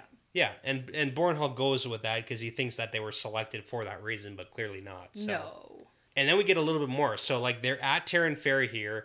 Bornhald doesn't want to draw a lot of attention because then that means the Andorrans, like, we know that Emmons Field... Well, he knows he's in Andor, and so he's concerned about the, like, Andorran soldiers. Yeah, like, Morgay's sending soldiers because they're on Andorran soil. But Fane's like, don't worry, man. Like, I the know knowledge this. drop here, yeah. And it's unlikely the Tinkers are going to cause many problems, but there definitely is a lot of tension with the White Cloaks because we also have, like, that 100-man Farron is ready to, like, basically attack or kill Fane if Bornhald gives the command, but clearly that's not going to happen because Niall sent him. Doesn't want that to happen. Yeah. We get a couple things from Fane. The most important that I want to point out, he talks about the whole glory thing. There's as much glory here as there is in Tar Valon, and there are things in Tar Valon that he wants too. Right, and I thought maybe this is the dagger. That would make sense. Is there any way for him to know that that's where the dagger is? Well, other than by speculation. Possibly he can sense the presence of the dagger to some degree. But like across the world? We don't know. It's Mordeth. Yeah. The dagger is part of Mordeth. That's the only thing I could think that's in Tar Valon that he wants. Yeah. So like that's the only thing we can kind of speculate on is because... Or maybe Rand. But then later at the end of this scene we get the whole Rand and the Two Rivers thing. Yeah. So... Probably not Rand. It's more likely the dagger thing, so. And it would make sense to me that he can feel it, so. So yeah, so now Bayer comes back. He has arrived from the negotiations, which apparently went pretty good. They've got Terran Ferry secured, and the Terran Ferry folk have said that the Dark Friends are further south. And I just put a note here. I just said, it's just nice to see that this rivalry is still alive and kicking. Goes back and forth. That's such a Terran Ferry thing to say, yeah. So now we got Dane ordering 300 across the river, and the rest follow after the Tinkers. I still have to say... Yeah. I still have my ferry issues. You don't understand it. You don't get it. I don't get how you can hold onto a rope. You walk across. And walk. You walk. I'm doing a walking motion here. I know you are. You walk with the ferry. I'm not a physics guy. I don't get it. I can't picture it in my mind. If I put a rope from one side of the lake to the other, and then you like pulled on the rope... Pulling on the rope and standing still is one thing. Walking across, you're just gonna walk into the water. I can't. I think it's an opposite okay. Nope, I can't do it. It doesn't matter. I've posted a picture on Instagram of one of these ferries like a year ago, and I haven't built you the life-size model of the ferry yet. Still waiting for it. Just don't get it. Moving on. Yeah, moving on in the sense that the Tinkers are going to remain their captives and come with them across. So, like, there's that, Oh, too. I didn't get that. I thought they were just going to stay there with them. Well, so Dane orders 300 across the river first, and then the rest of the White Cloaks follow after the Tinkers. So they're just going to bring all the Tinkers with them? Like, for fucking what? That's what it seems like right now. Oh, I didn't get that at all. Yeah. Oh my gosh. Maybe I just skimmed it, but that seems crazy. Yeah, it says put 300 across the river, Farron's first, the rest to follow after the Tinkers cross. Make sure no more of them get away. Like, fuck, why? Who cares?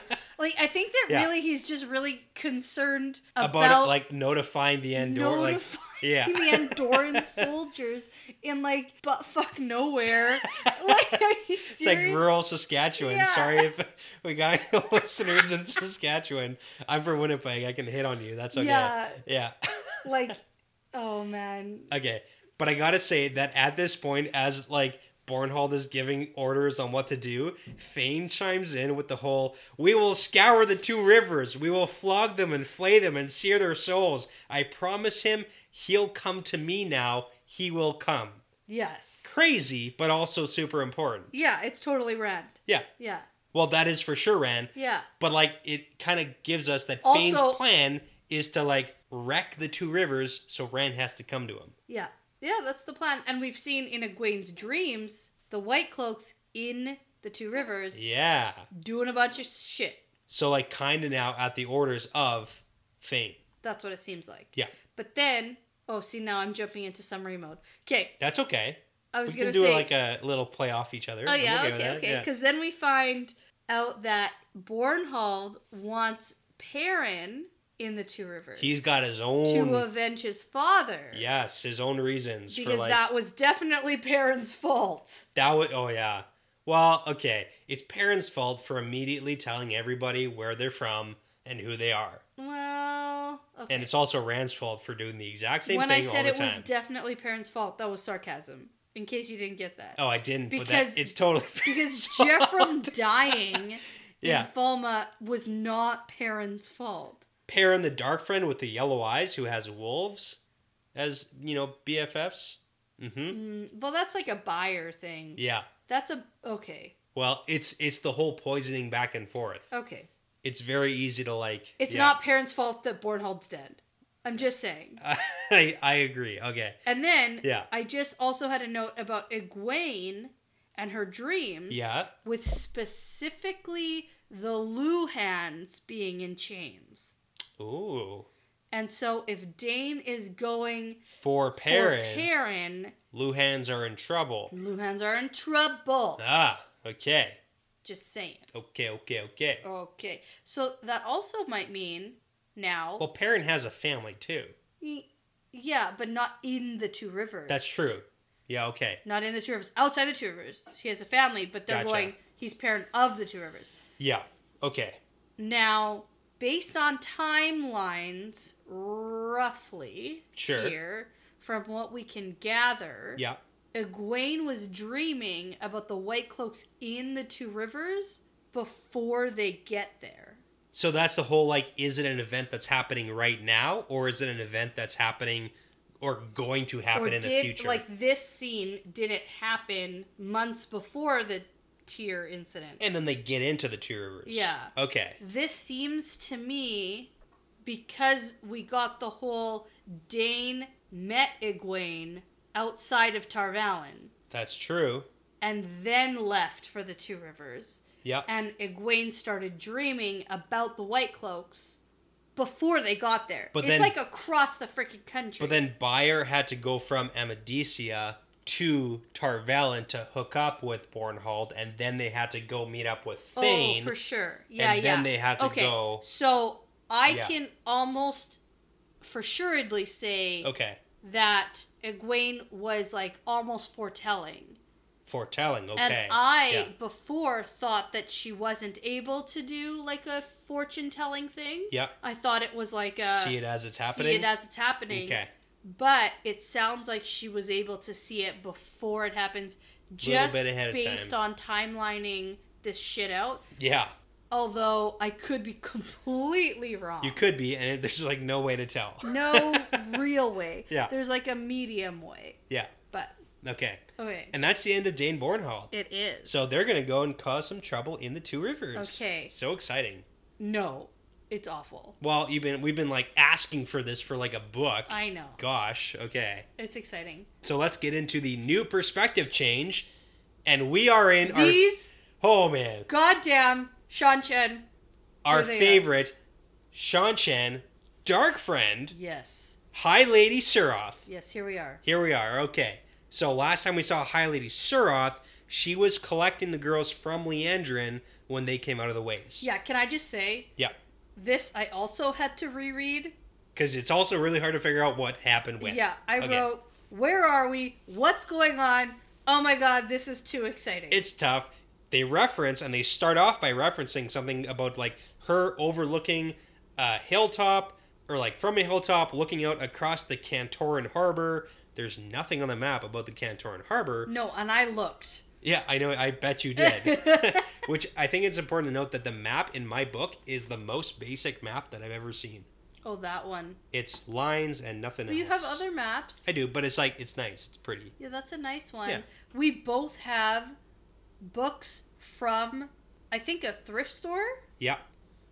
Like these two were both sitting on the shelf, I think, of a Value Village. I don't know if those are everywhere, but... I assume so. Why wouldn't they? Yeah. Yeah. So, I found both of these Shadow Risings when we were on Eye of the World. Nice. And I bought both of these books, and you were like, why are you already buying other books? Shadow Rising, yeah. Yeah, and here we are. That was like 2 years ago. Oh yeah, my god, okay. And here we are reading them, and they're both quite old copies. Yeah.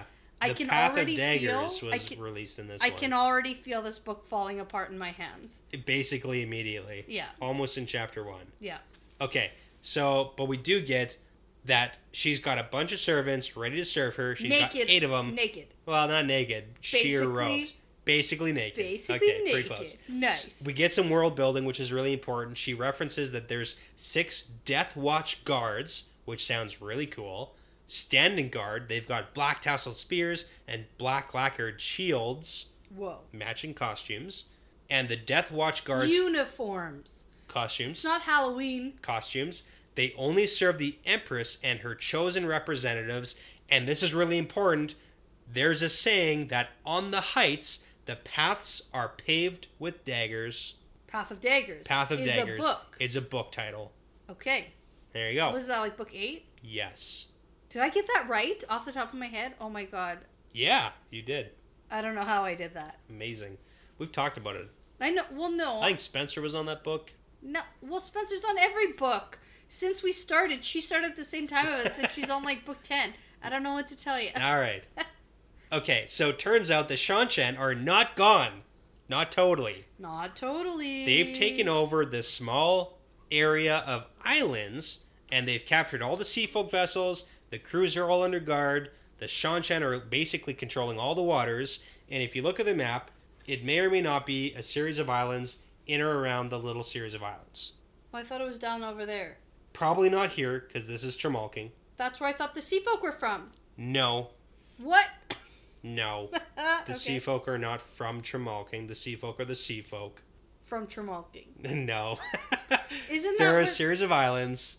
There's a couple series of islands that they probably are on these ones. Oh, that one makes more sense because it's directly parallel with to Falma, and they're like 500 miles to the east or like to the west or whatever. So yeah, whatever they reference. Okay, but it doesn't matter because it's a secret. It's a secret. It's a secret where they are. And then I thought, where are the sea folk? Yeah. Where did they go? So the sea folk are still around, but the ones who are in or around these islands and Falma are all captured and under her control. Oh, they're not allowed to leave. Well, yeah, they're all under guard. Okay, yeah, they're all under guard. They're not all like murdered right now. I thought they were like gone. No. And not okay. I was like the sea folk. Yeah. Yeah, no. When you say gone, do you mean like murdered? I don't know. They were just not around. No, they were like captured. So she's saying that she's secretly holding these islands. Yeah. And she's wondering how long that she can keep like the Randlanders from learning about it. Yeah.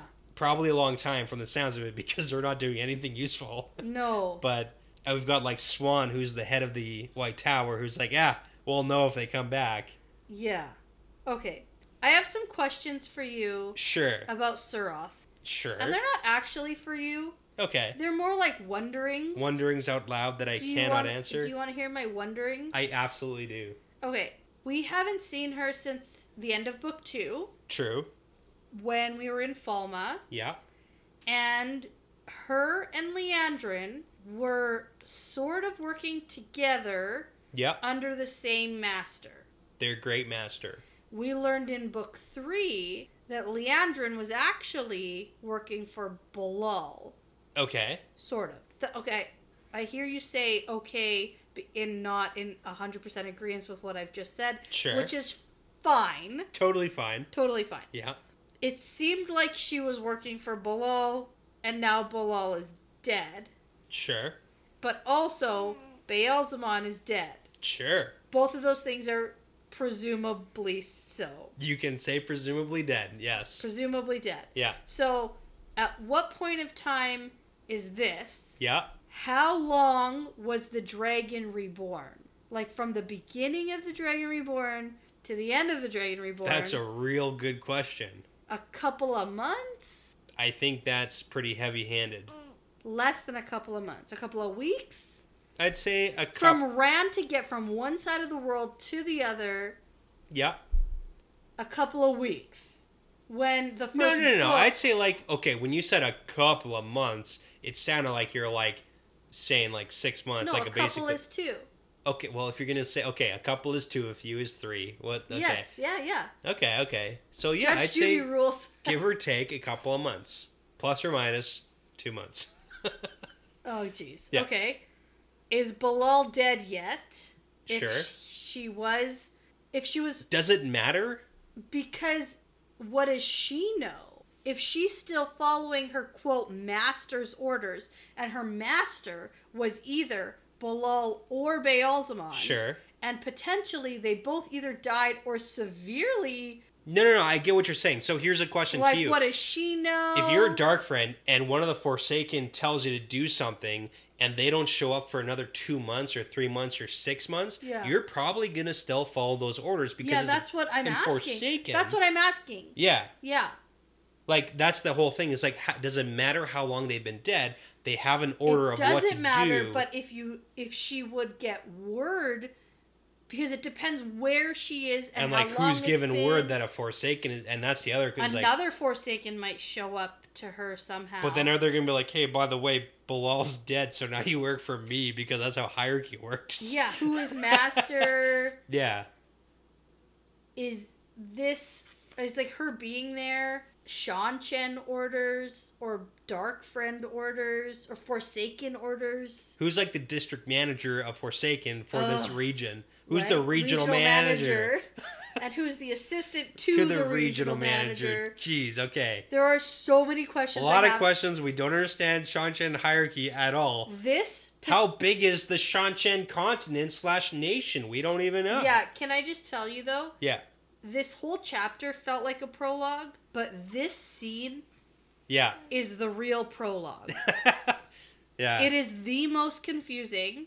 Sure. Because we haven't seen the Sean Chen. And we get a lot of world building. Full book. Yeah. We haven't seen her perspective before. We have no idea when this is. We get lots of world. Yeah. It's very, It's very, what's going on? Which I feel all the prologues have been. It's also a good preface to be like, yo, Sean Chen are here still. Don't forget about it. But remember, throughout the whole last half of The Dragon Reborn, I've been telling you, with Egwene dreaming about the Sean Chen, they're not gone. They are not gone. I even speculate that some of the Forsaken might be Sean Chen.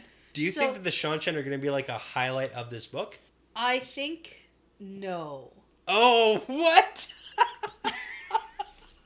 Okay. I think this is a tease. It's a teaser trailer. Okay. Yeah, just like the prologue from The Dragon Reborn. Okay. With Pedro Nile and the White Cloaks. Yeah. And then we didn't see them for a full book. Oh. Are you calling like book 5 is going to be 6, Sean Chen? 7, 8, 9? Maybe 12. I'm honestly... Maybe 15. Who knows? Well, 14. 14. Well, maybe 15. 15's the 15 is the prequel. minus one. Is Yeah. like the 0, so. I'm just saying, I don't think, like, maybe we get some Shan Chen stuff, but I don't think this book is full Shan Chen. Okay. You're laughing so hard, that's how I know I'm wrong. Not necessarily. Yeah, it is. So wrong. Okay, I changed my mind. This book is full Shan Chen, and that's the only plot point. That's not what I want. Okay. Why are you laughing so hard at me? Now I can't read you at all. No, I'm no, going to no. stick with my original, not Shan Chen heavy. I wish it would be, but I Okay. really don't think it is. Why are you laughing? Now I can't. Okay. Okay. Hold on. Okay, back to it though. So turns out that after the whole Turek debacle, which is what she calls it, Saroth took charge. Almost all of the vessels that escaped from Fama are under her control, and she's in charge now of the Forerunners. Yeah, because she said so. Hey, I guess she's there's the a lesson there. She must be the highest ranking of everyone who she, like, Probably that too. rounded up Yeah. to be like, hey, Look at me. let's head to the nearest islands. I am the captain now. Oh, good. Hey, that's an old one. Okay. Good. But yeah, so we also get a little bit more world building for the whole Shan Chen culture thing, where now she doesn't need to return to the Court of the Nine Moons and apologize to the Empress for failure. And that's terrible because besides humiliating and usually painful, the worst part would be like the shame factor and not being allowed to die with everyone knowing her humiliation. Ah, So shoot. shoot. And we also get the whole fact that like the Shan Chen know about the Dragon Reborn being a thing. Oh, yeah. Like that's part of their like they the get whole that. fight in the sky and the proclamation. Yeah. But like happened. if you're from Shan Chen and you've got no concept of what the Dragon Reborn is and you don't know that, you never heard it before, like they clearly know about prophecies, which makes sense because they came from here, where the prophecies have been around for 3,000 years. Well, and if they really are the descendants of Archer Hawkwing, which we're to believe, Yeah. Archer Hawkwing clearly knew of the dragon. Yeah, and the 'cause that prophecies was- of the Dragon Reborn. But it's like who knows what gets lost in like 1,000 years. Probably lots. So yeah. Probably lots. I think it's 2,000. Yeah. Yeah.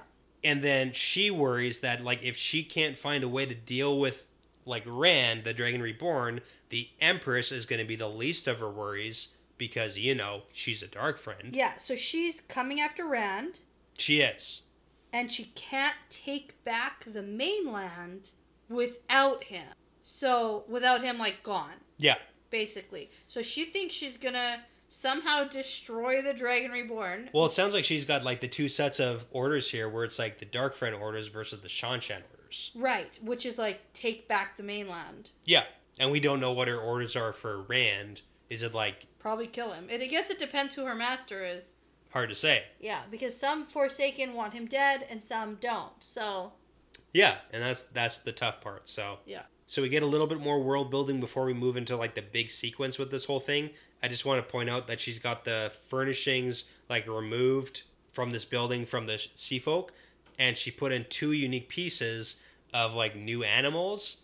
One is a big giant spotted cat of the Sen Jor region, which I don't know how to pronounce Okay, that. let me give you a bit of a tip on summary taking, Brett. Yeah. This is the whole... And then a giant black mountain eagle that is spread 7 feet. It's a giant eagle. It's great. I would have said... Lord of the Rings, giant eagle. There you go. No, I Okay. would have said description about furniture, moving on. Giant eagle, Not important. giant cat. Okay. She likes animals. Yeah, and she has a menagerie at home in Shawshank. Cool. Yeah. Okay, so now we jump into the important part where Suroth is heading back to where she has 3 women waiting for her where they were before she left them. That's right. Yes, okay. So 2 kneeling, 1 prostrating on the floor. The 2 kneeling are Suldam, Yes, they are. and one of them is Alwyn, and we know her. Yeah, I was going to ask, because that name seemed familiar to me. Yeah. That name and the name of the, not Aes Sedai, but although she's Aes Sedai. Yes. What is it? Damane. Pura. Yeah, Pura. Yeah. So, really important. Alwyn was there when Egwene was taken. Oh, that makes sense. Yeah. I was going to ask you, where have we seen them? But obviously, in the exchange... Yeah, in the exchange. Yeah. Okay. She was there. Right. Because she wasn't the one holding Egwene's leash, but she was the other one. Like, she was the one of the other other one, ones. the contemptuous one, which makes total sense. Yeah. So, I wrote a note about how Suroth no longer trusts Suldams. She doesn't because she knows. And I wondered, what happened here for her not to trust him anymore? Was this, like, through the whole thing in Falma?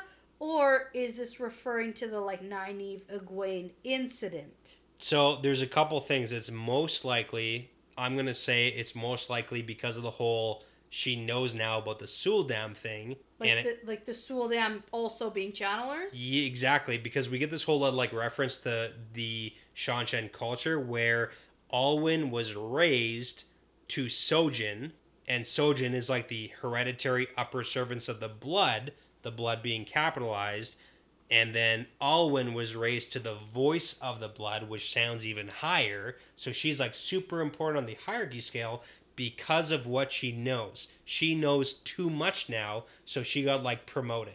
So it's basically like, if you think of it like any hierarchy structure, if you're getting promoted because you know stuff you're not supposed to know, that's bad. That's like conspiracy level like shit. Yeah, that's so bad.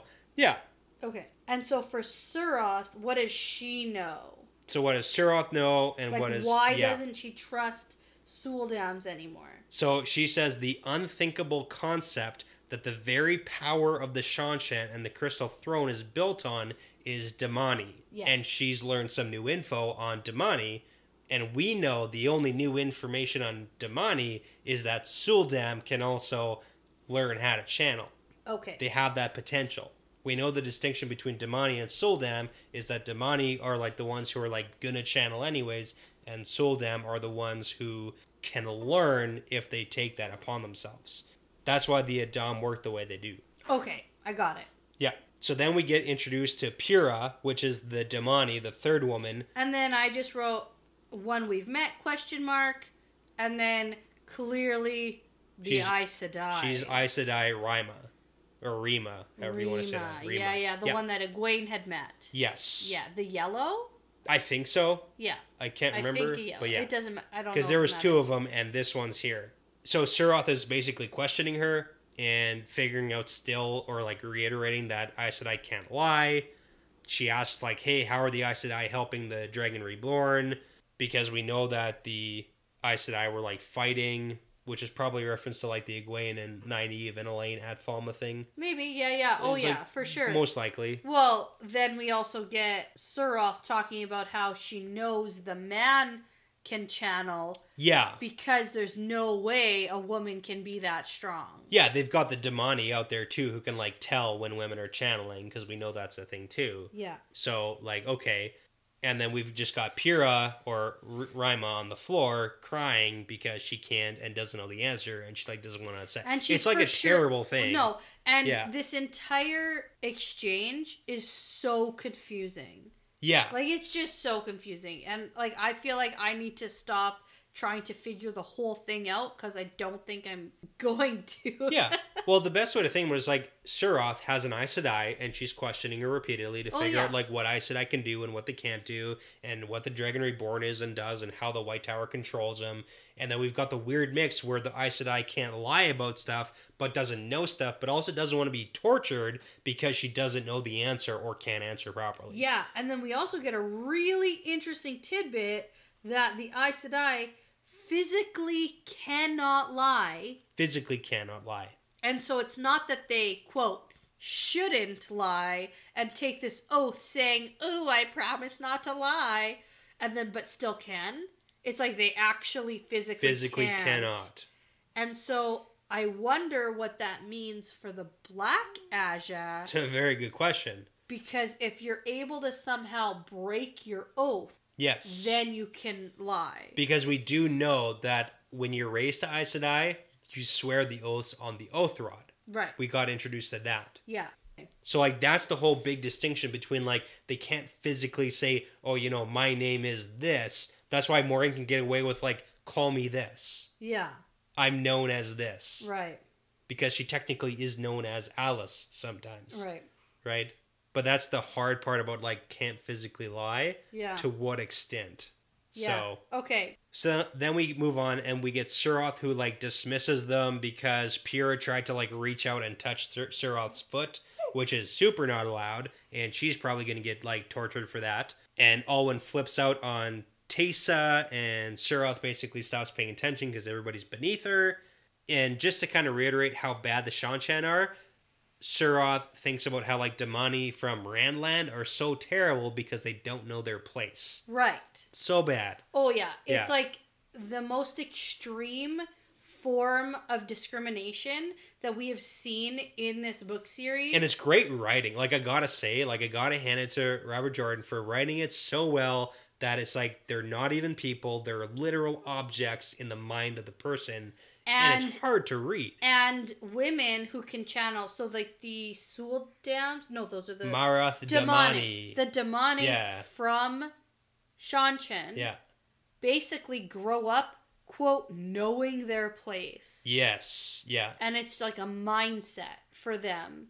And the captured people from Randland who have always been they don't know that they're evil, free. And more than equal, like, you're above everybody else, basically. If you can channel. Unless you're a man, then you're worse. Right. But, yeah. Yeah, there's lots of different levels of this. It's like your degree of terribleness, but... Yeah, this is definitely the worst part about the Seanchan.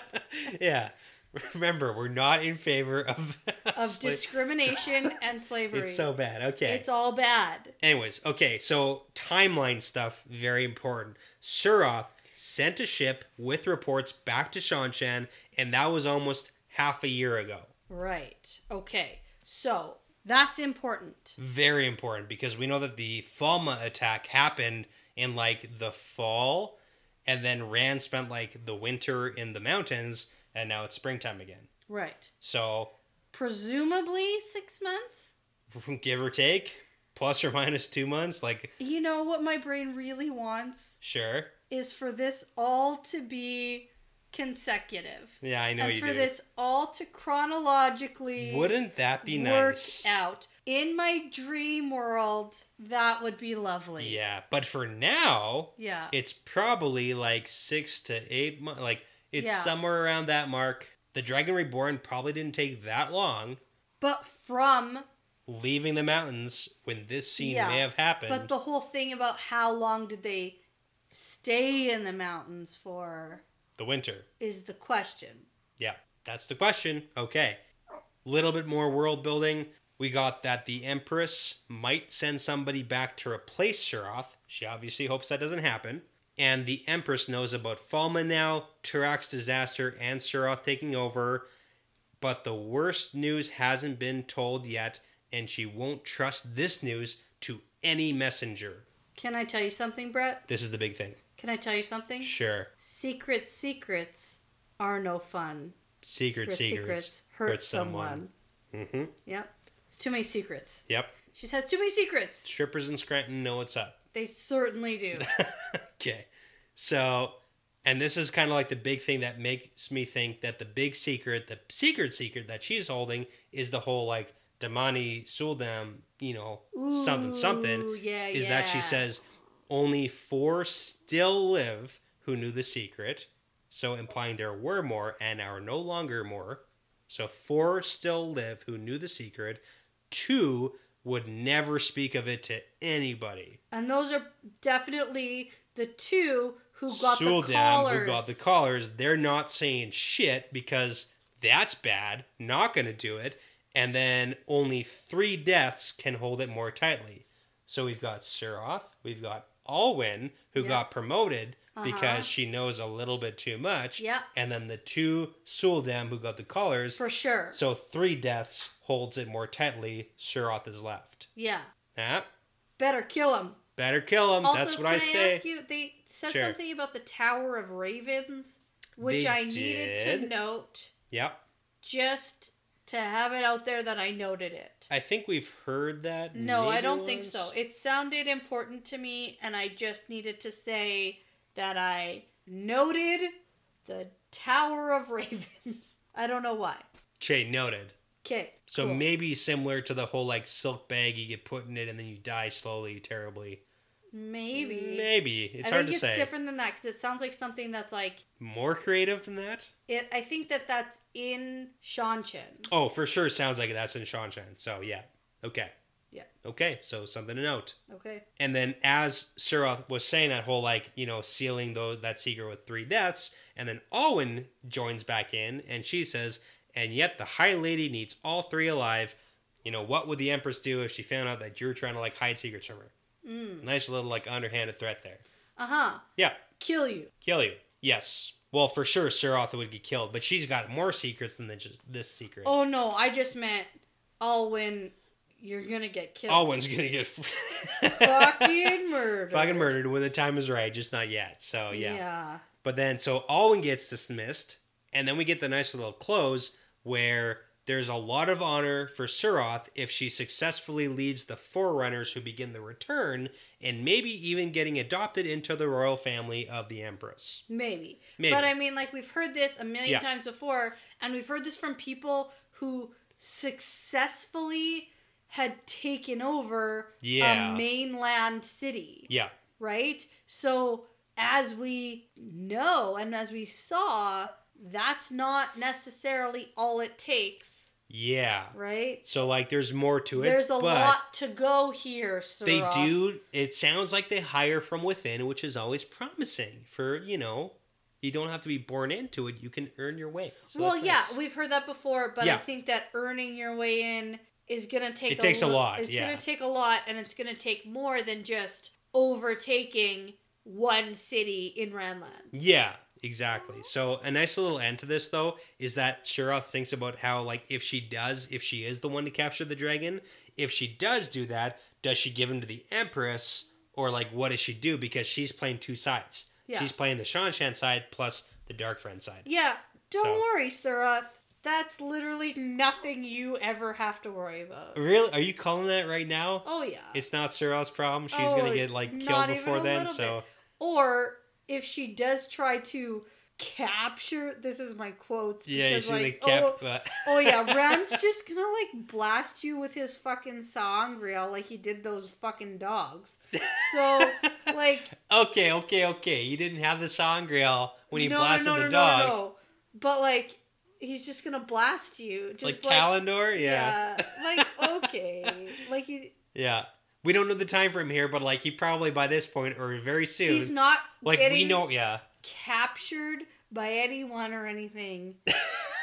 I'm just saying. I know, like, are you joking me with that? Yeah. You're joking me. Yeah. I don't know. She's reaching. She's aiming high, you know? She certainly is. Good for her. So, I mean...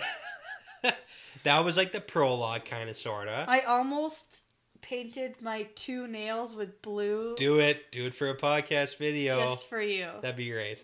I would love Except that she's terrible and I don't like her. You gotta grow them up more, though. My nails are growing pretty long. Yeah. But, okay. So, big scenes, 4 perspectives, start of the Shadow Rising. Is this what I can expect from, like, every chapter? Like, is this every episode going to be this long? Not necessarily. There's a lot to unpack. Like, prologues are always heavy because it gives us a lot of points from a lot of perspectives. Never this long. I think this of, like, might what's be happening. I think this might be our longest yet. That's fair. But we got lots to talk about in the coming chapters. And we have to get back into a recording routine. We do. It's been terrible. This night was a little bit more difficult with the stopping and starting. Yeah, 3 hours, But that's okay. Yeah. It's our new life. Yeah. We just make it work. We just won't sleep ever again. That's okay. Well, we already knew that. Yeah. Whether we do the podcast or not, that has nothing to do with our sleep. Yeah. Okay. But with that being said, this first episode of The Shadow Rising is part of the pattern now. It's part of the pattern.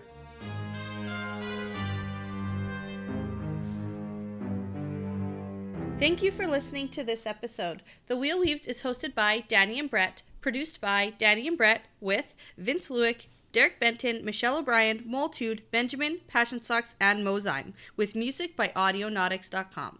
If you'd like to support us making great content and you're interested in extra bonus content like bonus episodes, Q&As, outtakes, early released episodes, unedited video released episodes, and exclusive merchandise, please visit patreon.com/thewheelweavespodcast.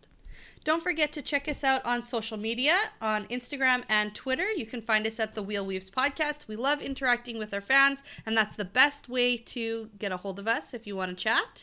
Also, you can join the conversation with other Wheel of Time fans with Brett and myself over at our Discord channel for spoiler-free and spoiler-full content. Don't forget to rate, comment, and subscribe, and feel free to tell a friend about us because referrals really are the very best compliment. Thanks again for listening, and this really is part of the pattern now.